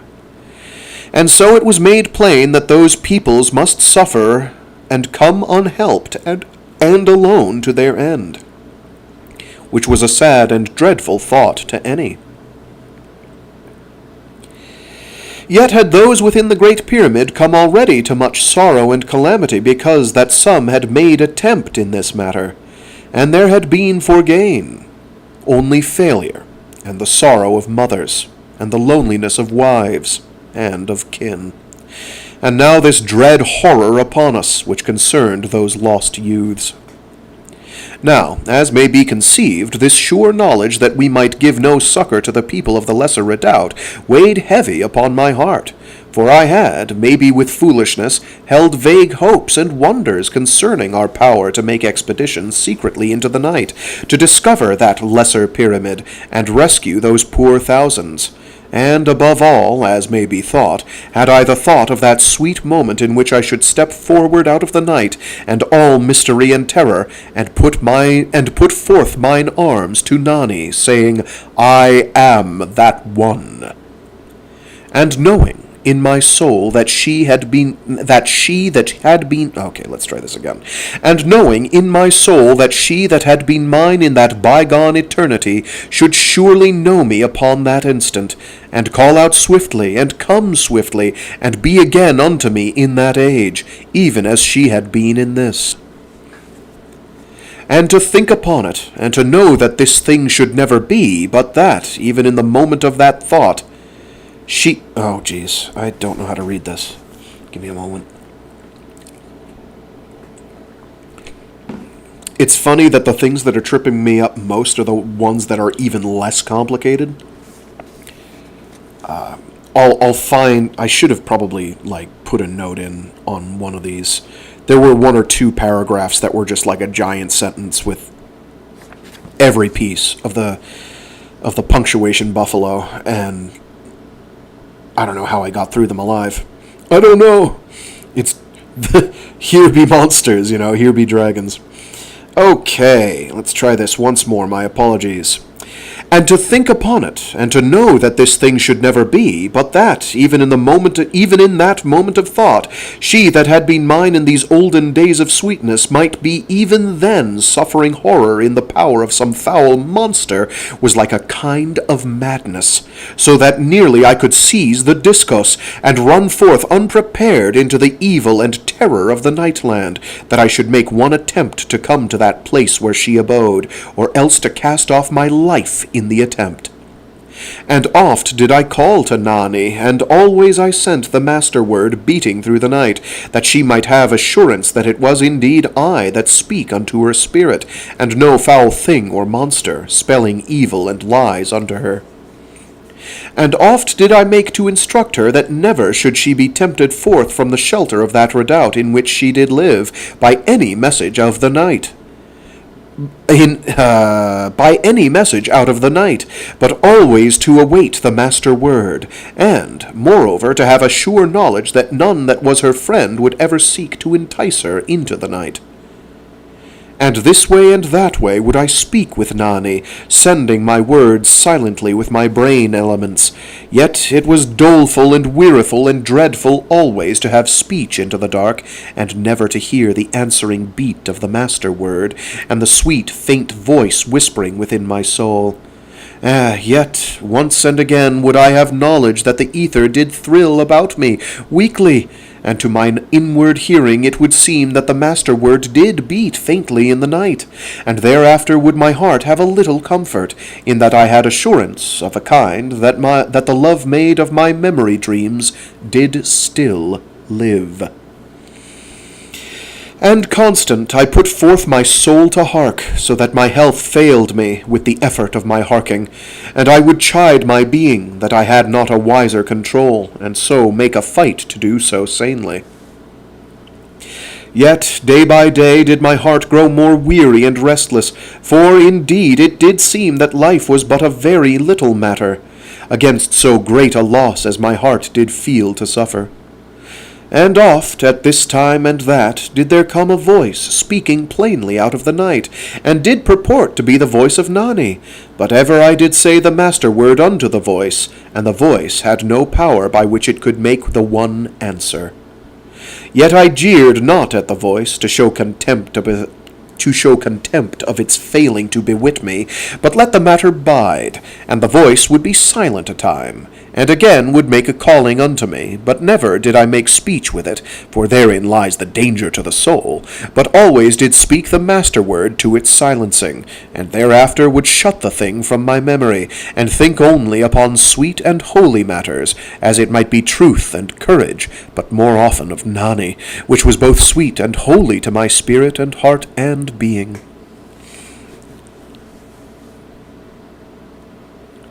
And so it was as I have set down. There were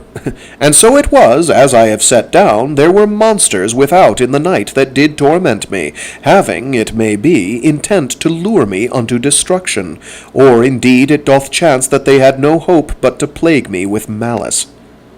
And, as may be thought, all this considering of my trouble, and the givings of my strength unto Nani through the night of the world, that she might have comfort and help, did work upon me, so that I grew thin, plainly to the eye of those who loved me. And the master Monstruacan, he that did love me, as I were his son, chid me gently, as in chided. There is no E, so I'm guessing it's chid.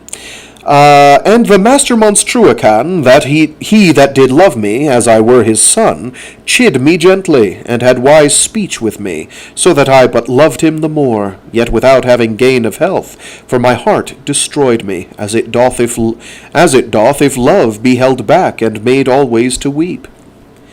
And it may be thought strange that my mother and father did not talk also with me, but I had neither mother nor father those many years, and this thing I should have set down early, so that none should waste thought pondering to no end. But the blame is to my telling. Now, concerning my love trouble, there did happen a certain thing which gave me to decide, for one night I waked from a sore troubled sleep, and it did seem that Nani did call my name, mine olden love name, and in a voice of utter anguish and with beseeching. And I sat up in the bed, and sent the master word into the night, and with my brain elements, and presently all about me there was the solemn beat of the master word, answering, but weak and gone faint, that scarce I might hear it. And I called again with my brain elements unto Nani, that was Murdath, and spoke to give her assurance, and to haste to tell unto me that which was so wrong and pitiful with her. And who shall be amazed that I was shaken with the eagerness of my spirit, in that it was so long since Nani had spoken clear within my soul, and now behold her voice. Yet, though I did call many a time into the everlasting night, there came no more the voice of Nani, speaking strangely within my spirit, but only at times a weak thrilling of the ether about me. And at the last I grew maddened with the sorrow of this thing, and the sense and knowledge of harm about the maid, and I stood upright upon my feet, and I raised my hands, and gave word and honour unto Nani through all the blackness of the night, that I would no more abide within the mighty pyramid to my safety, whilst she, that had been mine own through eternity, came to horror and destruction by the beasts and evil powers of that dark world. And I gave the word with my brain elements, and bade her to be of heart, for that until I died I would seek her. But out of the darkness there came naught but silence.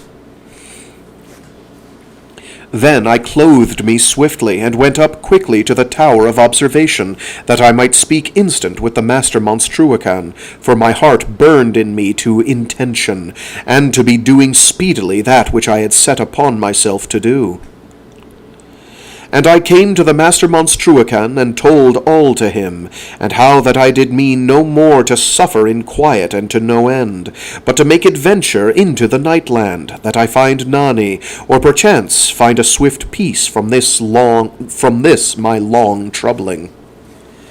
Now, when the master Monstruacan heard that which I had to say, it sat heavily upon him, and he besought me long and many times that I refrain from this thing, for that none might achieve so great a task, but that I should be lost in my youth before many days were gone by. Yet to all his speech I said naught, save that this thing was laid upon me, and even as I had promised, so should I make to act. And in the ending the master Monstruacan perceived that I was set to this thing, and not to be moved, and he did put it to me how that I had grown to leanness, with so much troubling, and that I should have wisdom to wait a while, that I put on my full strength. But even as I was, so would I go, and this I told to him, gently, and showed how that the thing was meet and helpful to the safety of my soul, for that my strength was still in me, yet was I sweeter in spirit, because that I stood lean and pure, and much poor dross and littleness had been burned from me, so that fear was not in me.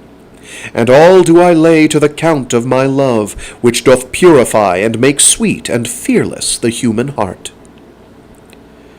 And because I was, even as I have said, so was I the less in trouble of the forces of evil, for long and sore had been my preparation of spirit, and I wot that none had ever gone forth into the darkness, so long withholden from that which doth weaken and taint the spirit. And here let me set down how that the 3 days of preparation, and which were... I see. Like I half skipped a line. I didn't quite get there, but my brain did. My apologies. And here let me set down how that the 3 days of preparation, which were proper to those that willed to go forth into the Nightland, had for their chief aim the cleansing of the spirit, so that the powers of evil did have a less ableness to harm. But also it was, as I have said, that none should go forth in ignorance of the full dreadfulness of all that held the night. For it was at the preparation that there was made known certain horrors that were not told unto the young, and of horrid mutilations, and of abasements of the soul, that did shake the heart with fear, if but they were whispered into the hearing.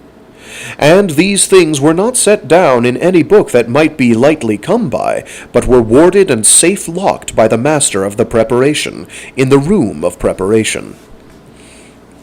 And indeed, when I did hear that which presently I was to hear, I had wonder in my heart that ever any went out into the Nightland, or that ever the room of preparation should have other than students that meant not to go forth, but only to achieve some knowledge of that which hath been done, and mayhaps shall be once again. Yet, in verity, is this but the way of the human heart, and hath always been, and will be so in all the years for ever. For to adventure is the lust of youth, and to leave safety is the natural waywardness of the spirit. And who shall reprove or regret? For it were sorrowful that this spirit of man should cease.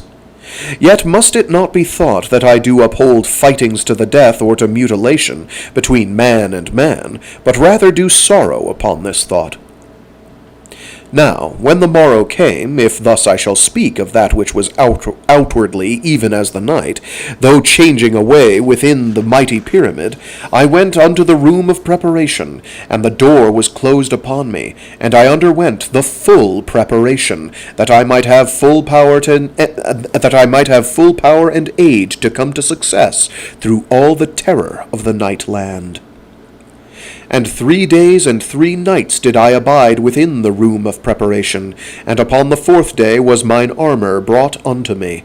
And the master of the preparation stood away from me, silent and with sorrow upon his face, but touching me not, neither coming anigh to aid me, nor having any speech with me, for none might crowd upon me, or cause me to answer. And presently I was clad with the grey armor, and below the armor a close-knit suit of special shaping and texture, to have the shape of the armor, and that I might not die by the cold of the nightland. And I placed upon me a scrip of food and drink, that might keep the life within me for a great time, by reason of its preparation. And this lay ready to me, with the armor, and was stitched about with the mark of honor, so that I knew loving women thus to speed me. And when all was done and made ready, I took up the discos, and bowed in silence to the master of the preparation, and he went towards the door, and opened it, and signalled that the people stand back, so that I might go forth untouched. And the people stood back, for many had crowded to the door of the room of preparation, so that I knew how that my story must be to the heart of all, in all the cities of the great Redoubt, for to come unbidden anigh that door was against the lesser law, and that any erred in this matter betokened much. And I went out through the door, and there was a mighty lane of people unto the great lift. And about the great lift, as I went downwards, did the countless millions stand, and all in a great silence, but having dear sympathy in their souls, yet loyal unto my safety, in that none in all the mighty pyramid did make speech unto me, or call out aught. And as I went downward through the miles, lo, all the ether of the world seemed to be surged with the silent prayers and speedings of those quiet multitudes. And I came at last unto the great gate, and behold, the dear Master Monstruacan did stand in full armor, and with the discos, to do me honor, with the full watch, as I went forth. And I looked at him quietly, and he looked unto me. And I bent my head to show respect, and he made silent salute with the discos, and afterwards I went onwards towards the great gateway. And they made dim the lights in the great causeway, and they made dim the lights in the great causeway, that there should no glare go forth into the land, when the gate was opened. And behold, they opened not the lesser gate within the greater for me, but did honor my journey, in that they swung wide the great gate itself, through which a monstrous army might pass. And there was an utter silence all about the gate, and in the hushed light 2,000 that made the full watch held up each the discos, silently to make salute. And humbly I held up the discos reversed, and went forward into the dark.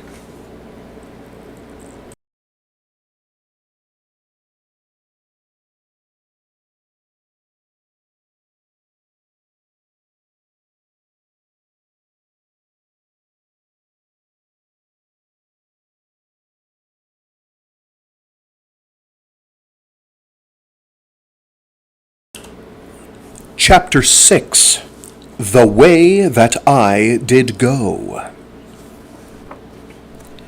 Now I went forward for a space, and took heed not to look backwards, but to be strong of heart and spirit, for that which did lie before me had need of all my manhood and courage of soul, that I come to the succour of that maid afar in the darkness of the world, or meet my death proper, as it might need to be. And thus did I go forward steadfastly, and conscious in all my being of the emotions of that parting from my mighty home, and of the tenderness and wiseness that did underlie so much curbed rule and guidance. And my heart was warm towards the Master Monstruican for that great honour, that he should come downward in armour to make one with the full watch, that he might uphold me to a lofty spirit at the moment of my going. And all that time as I went forward was the ether of the night about me, in tumult I see, okay. And all that time as I went forward was the ether of the night about me in tumult with the thoughts and blind wishings of the great millions I had but now left to my back. And presently, as I steadied somewhat upon my emotions, I was conscious of the exceeding coldness of the night air, and of the different taste of it upon my lungs and in my mouth, and it had, as it were, a wondrous keen sharping upon my palate, as did fill the lips more in the breathing, so that it may be supposed it had more body within it than that air which did fill the plateau of the 1,000th city where was my home, for the air of every city was of difference, and the greater between one that was afar up and another nigh to the earth, as may be thought. I'm going to reread this whole paragraph. Okay. Basically, he's saying the air is different down here, because he's used to it up there.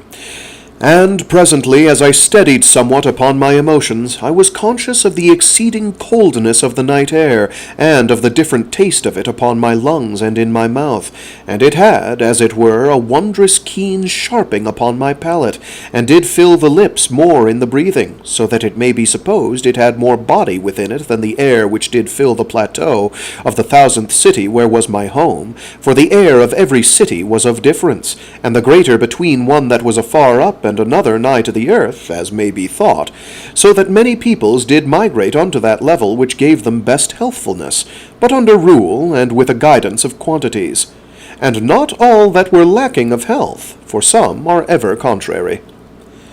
So for those who want to know, all but the and not down to ever contrary is one long, monstrous sentence. I will read that one out later. After I finish, with all punctuation made clear and intact, because that's a beast. And here let me set down that within the deeps of the fields there was air utter varied and wonderful, that might charm one here, and likewise sorrow another that were happier elsewhere, so that all might have suiting, but did they but wander, and have reason to companion them. And thus did I go forward, full of new thoughts and olden memories, and fresh breaking wonders, neither forgetting something of doubts and fears more than a little. And again was it most cunning strange to be out there in the night land, though not yet afar, where often had my fancies and imaginings led me, yet until that time never had I touched foot in all that life upon the outward earth. And this must be a wondrous quaint seeming thought to those of this present day. And so came I, at last, nigh to the circle that did go about the redoubt, and presently I was come to it, and something astonished was I that it had no great bigness, for I had looked for this by reasoning, having always a mind to picture things as they might be truly, and hence coming sometimes to the wonder of a great truth, but odd whiles to errors that others had not made. And now, lo, I did find it but a small, clear tube that had not 2 inches of thickness, yet sent out a very bright and strong light, so that it seemed greater to the eye, did one but behold from a distance. And this is but a little thing to set to the telling, yet may it give something of the newness of all, and, moreover, shall you have memory with me in this place, how that oft I had seen things and beast monsters peer over that same little tube of light, their faces coming forward out of the night. And this I had seen as child and man, for as children we did use to keep oft a watch by hours upon an holiday time, through the great glasses of the embrasures. And we did always hope each to be that one that should first discover a monster looking inwards upon the mighty pyramid, across the shining of the circle. and these to come oft, yet presently to slink away into the night, having, in verity, no liking for that light. And pride had we taken of ourselves to perceive those monsters which had most of ugliness and horror to commend them, for thereby did we stand to have won the game of watching, until such time as a more fearsome brute to be discovered. And so went the play, yet with ever it doth seem to me now something of a half-known shudder to the heart, and a child's rejoicing unknowingly in that safety which had power to make light the seeming of such matters. And this also is but a small matter, yet it doth bear upon the inwardness of my feelings, for the memories of all my youth, and of the many beasts I had seen to peer across the light, did come upwards in my mind in that moment, so that I did give back a little, unthinking of what I did, but having upon me the sudden imagining of that which might come out of the dark beyond. And I to stand a little moment, and presently had grown free in my heart to have courage of farewell, and so did turn me at last to the viewing of that wondrous home of the last millions of this world. And the sight was an astonishment and an uplifting, that indeed there was so mighty a thing in all the earth. And well might there be that there were monsters and forces gathered about the... And well might be that there were monsters and forces gathered together about that hill of... And well might be that there were monsters and forces gathered together about that hill of life, out of all the darkness of the world, for the thing was as a mighty mountain that went up measureless into the night, and spread out upon the earth to the right and to the left of me, so that it did seem to hold all the world with its might. And in the nearer slope were there 300,000 great embrasures, as well I did know, there being in all the four sides of the redoubt 1,200,000 embrasures, as was set out in the books of the schools, and upon the cover of atlas books, as they still quaintly to be called, and many another place, as might be supposed. And 1/2 a mile upward was the lowest tier of those great window places, and above that countless other tiers. And a great light came down from them into the darkness, so that I looked up into the night many miles, and yet did see them in shining rows, and did make separate each embrasure from its fellow for a great way. But there grew yet more above in the mighty distance, so that they were lost in the upward space of the night, and did seem to me presently but as a constant glimmering fire, that did shape a shining peak into the blackness of the heavens, dwindling into the utmost height. And thus was that everlasting monument. And then did it come to me that those little things which I did see to cluster against the embrasures were in truth the countless millions of the mighty redoubt, and this I could make out with some plainness in those lower embrasures, which were the more near to me than they above, for the peoples were set against the light within, yet were as small things like unto insects in that distance, and within so huge a bulk. And I knew that they looked out upon me, and did watch through their spy-glasses. And I sent my gaze upwards again along that great slope of grey metal, aye, upward again to where it strode glimmering into the blackness, and so at last to the little star that did crown that wonder of the world in the eternal night. And for a little I did stare towards that far light, for it came within the tower of observation, where so lately I had spended my life, and I had knowledge within my heart that the dear Master Monstruacan did bend the great spy-glass upon me, through which so oft I had spied. And I raised the discos unto him, in salutation and farewell, though I saw him not at all through that vast space. And my heart was very full, yet my soul but the stronger for it. And then, behold, I was aware of a murmur in the night, coming to me, dim and from afar off, and I saw the little shapes of the peoples in the lower embrasures, in constant movement, and I knew upon the instant that the multitudes did take that salute unto themselves, and cried out and waved to me their farewells, or to come back, as may be. And indeed I was but a lonesome person looking up at that great mountain of metal in life, and I knew that I had danger to realize my plight, and I stayed no more, but did raise the discos reversed, as was but meet from one young man unto all the millions. And I looked swiftly upward through those 8 great miles.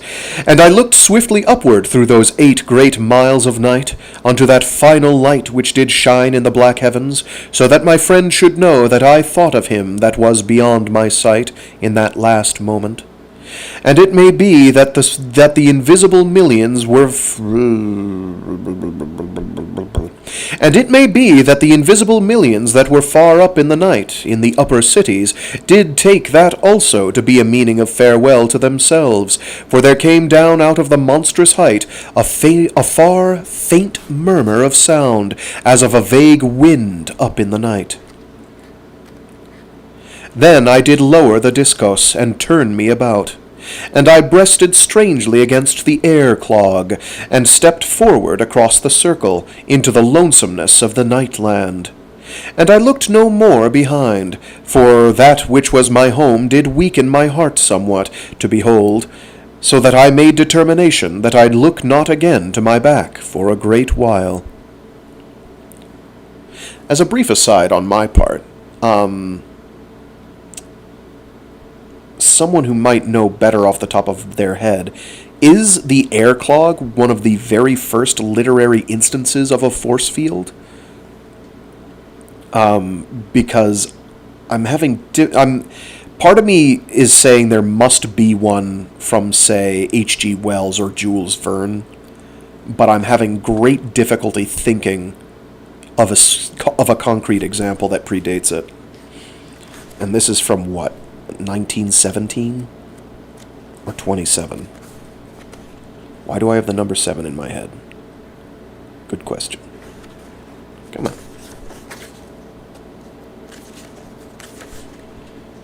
(1912).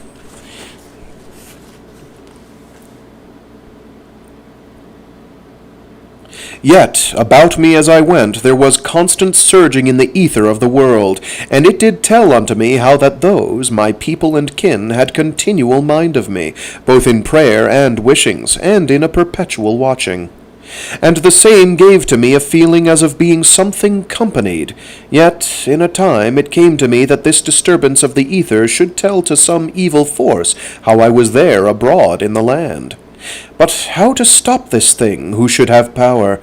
For, of truth, had I been among them to make a full explaining of the danger, they had been yet powerless to cease. For but to have such a great multitudes a think upon one matter was to set a disturbance about, as should be most clear to all.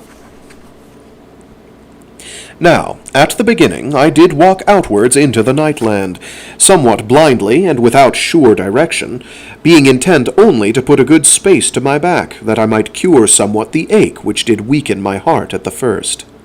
But in a while I ceased somewhat from my over-swiftness, and did put thought to my going.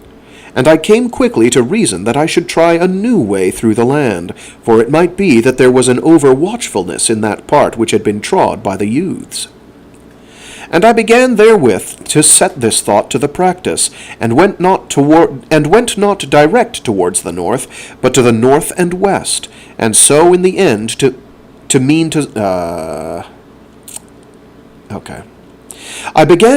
I began therewith to set this thought to the practice, and went not direct towards the north, but to the north and west, and so in the end mean to circle around to the back of the northwest watcher, and thence to the north of the plain of blue fire, and afterwards, as might be, have a true and straight way to the north, and by this planning come a long way clear of that house of silence, which did put more fear upon me than all else that was horrid in this land. Yet, as all will see, this made to me a greater journey, though, in verity, it were better to go slowly and win to success than to make a greater haste towards destruction, which was, indeed, surely to be mine end, did I not go warily. Now it may be thought upon with wonder that I did go so assuredly to the north, but I went this wise, part by an inward knowing, and part come upon by much latter studying within the pyramid of olden books, and by reasoning upon all things that I did observe that had seemings of verity in them. And because of this constant searching upon one matter, I had come, but a while back, upon a little book of metal, very strange and ancient, that had lain forgot in a hid place in the great library through 100,000 years, maybe, or less or more, for all that I had knowing. Because apparently they didn't put publication dates on them. Who knows why? And much that, well, then again, they would have to know what year they're in, so to speak. Their past dating schema, I guess. And much that was writ in the book was common knowledge, and set mostly to the count of fairy tales and such like, even as we of this our age take not over surely any belief in myths of olden times. Yet had I always much liking for such matters, perceiving behind that outer shell which did win always so much unbelief the kernel of ancient truths and happenings. And thus was it concerning this little book which I had made discovery of, for it told again that which oft I had heard, even as we in this age read of the deluge, how that once, in a time monstrous far back from that, but utter future to this age of ours, the world did break upwards in a vast earth-quaking, that did rend the world for 1,000 miles. And there came a mighty chasm, so deep that none might see the bottom thereof, and there rushed therein an ocean, and the earth did burst afresh with a sound that did shake all the cities of the world, and a great mist lay upon the earth for many days, and there was a mighty rain. And indeed this was just so set in certain histories of the ancient world. Also there was made reference to it within some olden records. Yet nowise to be taken with a serious mind to the seeming of the peoples of the mighty pyramid, but only as a quaint study for the students, and to be set out in little tales that did entertain the nurseries, or, as it might be, wise men and the general. Yet there was this about the small and peculiar book, that it did speak of many of these things, as it were that it did quote from the pens of those that did have actual witness, and set all out with a strange gravity, that did cause one to consider it as meant to be indeed the tellings of truth, and to seem this wise to have great difference from all that I had read before concerning those matters. And there was, further, a part in the ending of the book that did seem to be writ of a time that came afterwards, maybe 100,000, maybe 1,000,000 years, but who shall say? And therein it did tell of an huge and mighty valley that did come out of the west towards the southeast, and made turning thence northwards, and was 1,000 miles both ways. And in the sides thereof were 100 miles deep, and the sun did stand in the western end, and made a red gloom for 1,000 miles. And in the bottom there were great seas, and beasts strange and awesome, and very plentiful. Now this, as it may be seen, was as the talk of romance. Yet did I turn my wits to their natural end, and made thus plain of it. For, in truth, I to have something of belief, and it to seem to me that in bygone eternity, when the world was yet light, as in my heart I knew to have been indeed a thing of verity, there was a great and wondrous earthquake. And the earthquake did burst the world up along a certain great curve where it had weakness, and there fell into the yawning furnace of the world one of the great oceans, and immediately made of itself steam, and so brake upwards again, and tore the earth mightily in its swift uprising. And thereafter there was a mist and confusion and rain upon the world, and indeed all very seemly put, and not to be taken as a light tale. Then, in that ending of the book, there was one that did write, having lived in a vast later age when the sun had come anigh to his dying, the sun being referred to as a he. Then, in that ending of the book, there was one that did write, having lived in a vast later age when the sun had come anigh to his dying, and the upward earth was grown quiet and cold, and not good to live upon. And in that time the mighty chasm had been calmed by the weight of an eternity, so that it was now a most deep and wondrous valley, that did hold seas and great hills and mountains, and in it were great forests of kinds, and lands that were good and healthful, and places given over to fire, and to steamings, and sulphur clouds, so that they held poisons that had ill for man. And great beasts were there down in that far depth, that none might ever see, save by a strong spyglass.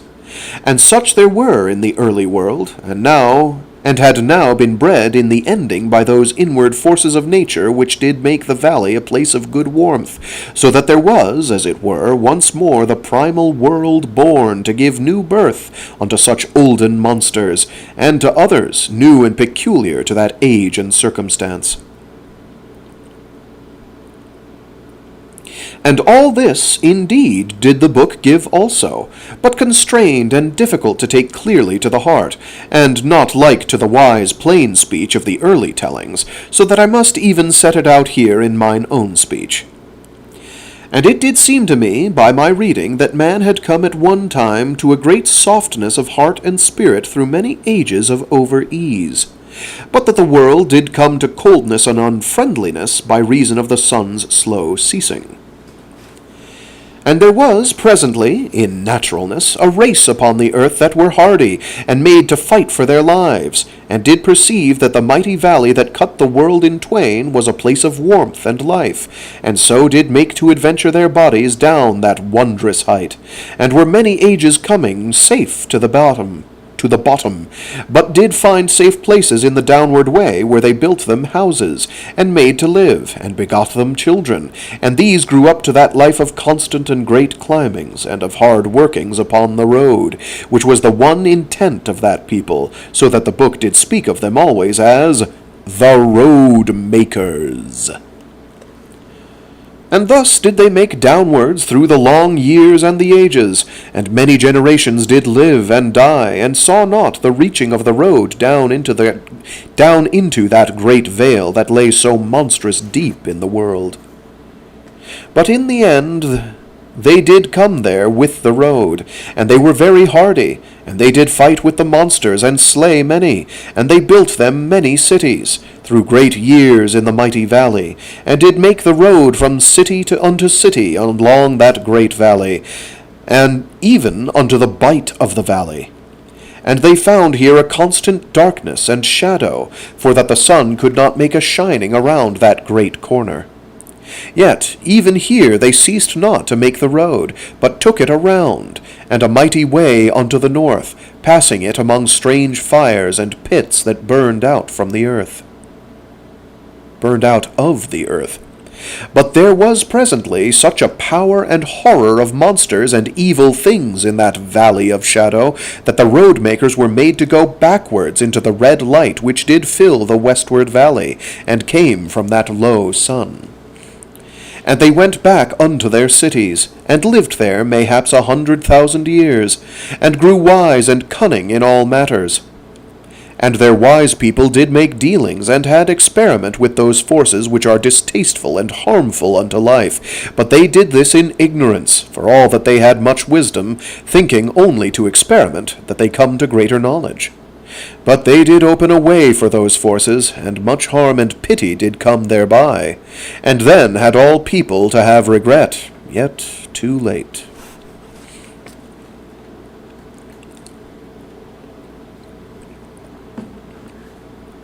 Now, presently, when 100,000 years had gone, or it may be a greater space, there came slowly the utter twilight of the world, as the sun to die the more, so that presently it gave but an utter gloomy light. And there grew upon many of the people of the cities of the valley a strangeness and a wildness, so that strange things were done, that had been shameful to all in the light.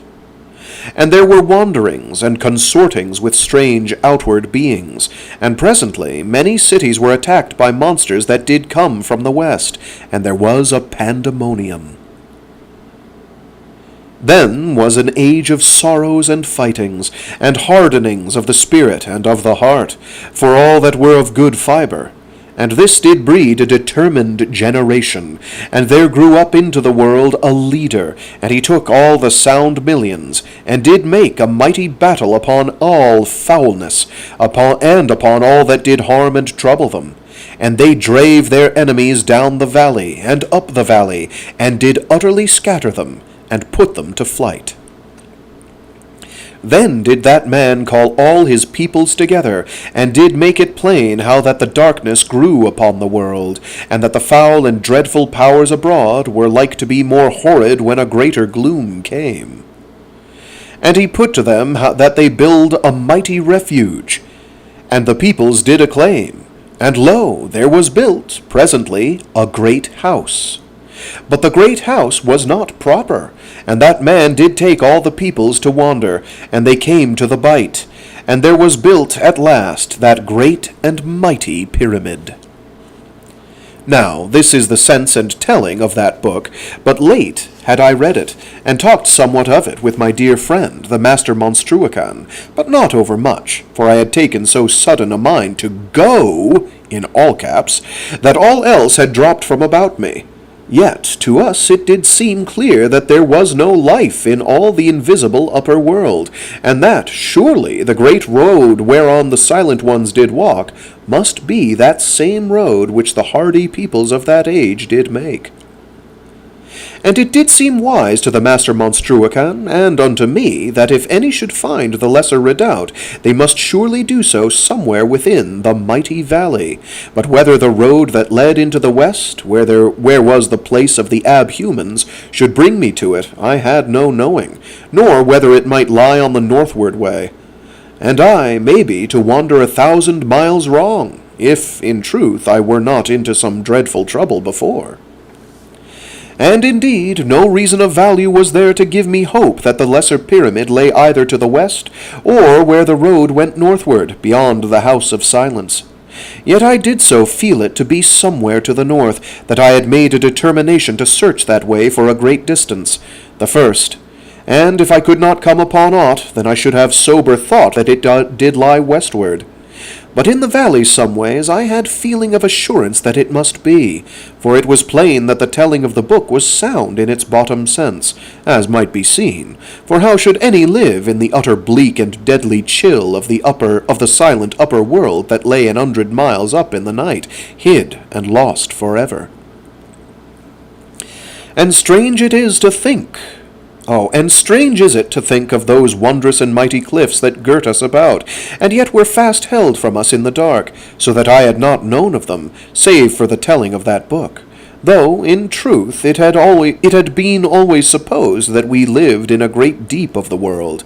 But, indeed, it was rather held in belief that we abode in the bed of some ancient sea, that did surely slope gradual away from us, and not go abrupt and savage. And here let me make so clear as I may that the general peoples had no clear thought upon any such matters, though there was something of it taught in the schools, yet rather this and that of diverse conclusions, as it might be thinkings of the teachers, after much study and some ponderings.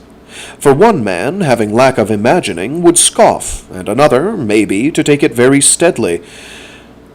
But some would build fancy upon the tellings of the records, and make foolish and fantastic fancy upon the tellings of But some would build fancy upon the tellings of the records, and make foolish and fantastic that which had groundings in truth, and thus is it ever. But to the most peoples of the pyramid there was no deep conviction nor thought of any great hid world afar in the darkness. For they gave attention and belief only to that which lay to their view, nor could a great lot come to imagine that there had been ever any other condition. And to them it did seem right and meet that there should be strange things, and fires from the earth, and an ever-abiding night, and monsters, and matters hid and tangled much in mystery. And very content were the most of them, though some had in them the yeast of imaginings, or the pimples of fancy upon them, and to these there seemed many possibilities, though the first to reach out to sanity, and the second to expect and have speech towards much that was foolish or to no purpose. And of these vague believings of the peoples have I made hint before, and need not have much trouble to it now, save that with the children, as is ever the way, those olden tales had much believing, and the simplicity of the wise did mate with the beliefs of the young, and between them did lie the truth. And so did I make speed towards the north, having a strong surety in my heart and mind that there were but two ways to my search. For without of the valley, afar up in the dead lonesomeness of the hidden world, was a cold that was shapen ready to death, and a lacking, as I must believe, of the sweet, needful air that yet did lie in plenty in that deep place of the earth. So that, surely, the mighty valley somewheres to hold that other redoubt. Yet, as I have said, I went not direct to my journey, but otherwise, for those sound reasons which I did set down a time back. And that is where we will call it for this week.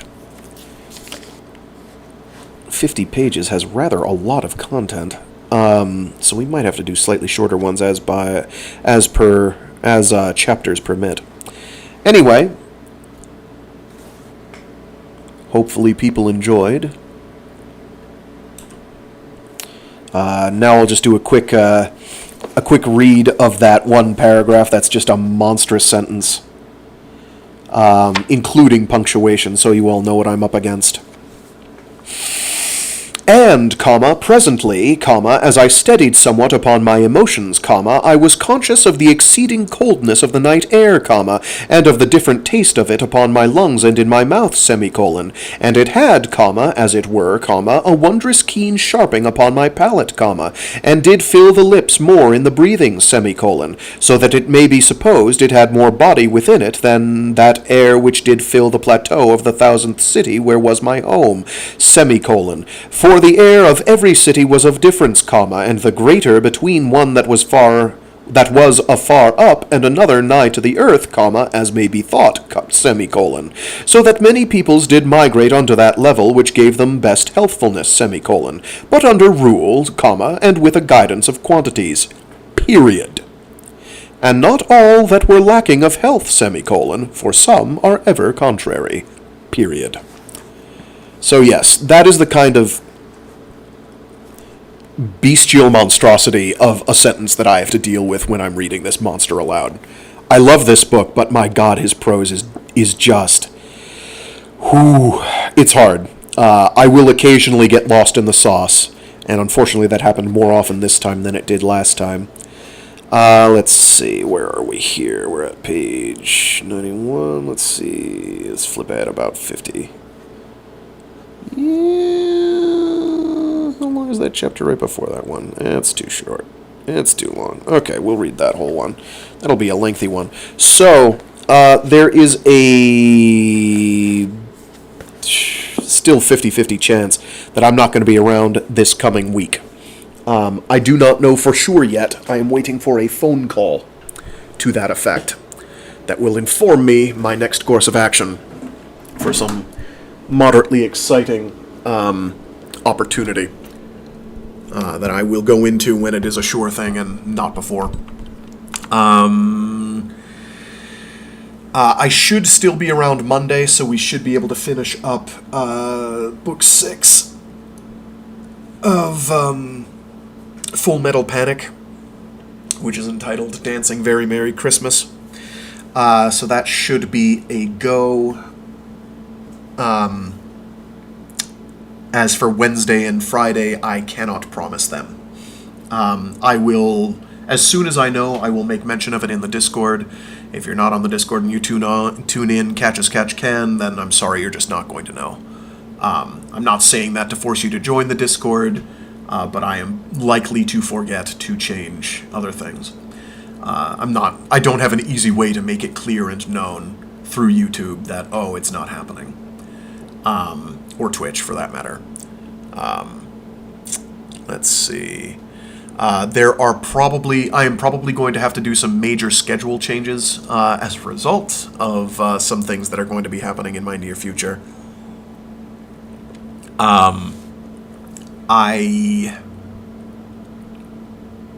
I won't know what that's going to look like until that becomes a thing I need to worry about. Or tentatively, I'll be shifting from Monday, Wednesday, Friday to Tuesday, Thursday, Saturday, which will be somewhat more convenient for people because Saturdays.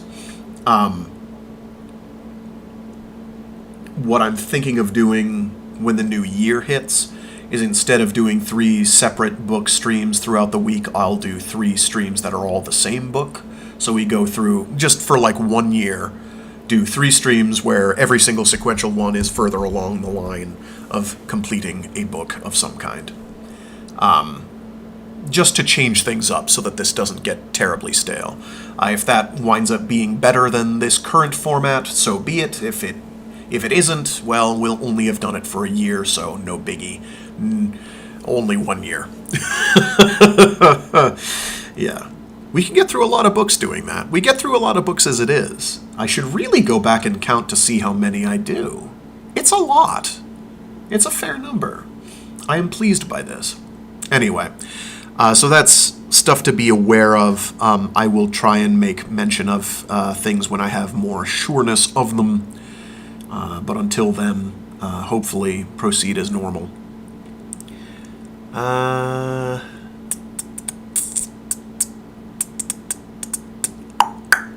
Yeah, I think that's it. Anyway, have a really happy Halloween. It's a fun time of year. Hopefully the weather where people are at is cooperating. I know this morning for me started off pretty dreary and rainy and dank and cold. But it looks like, other than the wind, which is still pretty significant, it's cleared up quite nicely. I don't know what the temperature is. I don't have an eyeball on a thermometer from here. But hopefully it's warm for the trick-or-treators. And I hope they have a good time. Eat some delicious sugary treats for me, is what I'm saying. Eat it in my honor and my memory and my name. But yeah. As for what the exciting things that are happening on my end are, I won't go into them yet. Well, there's a number of different things happening all at once, as of course things always inevitably seem to do. One of them is somewhat relevant to this, but I don't want to get hopes up until it's a lock. Because it's not a lock yet. Anyway, with that, I will leave you all to it. Stay safe, stay sane, be decent to each other, and have fun. Happy Halloween there. Here, there, and everywhere.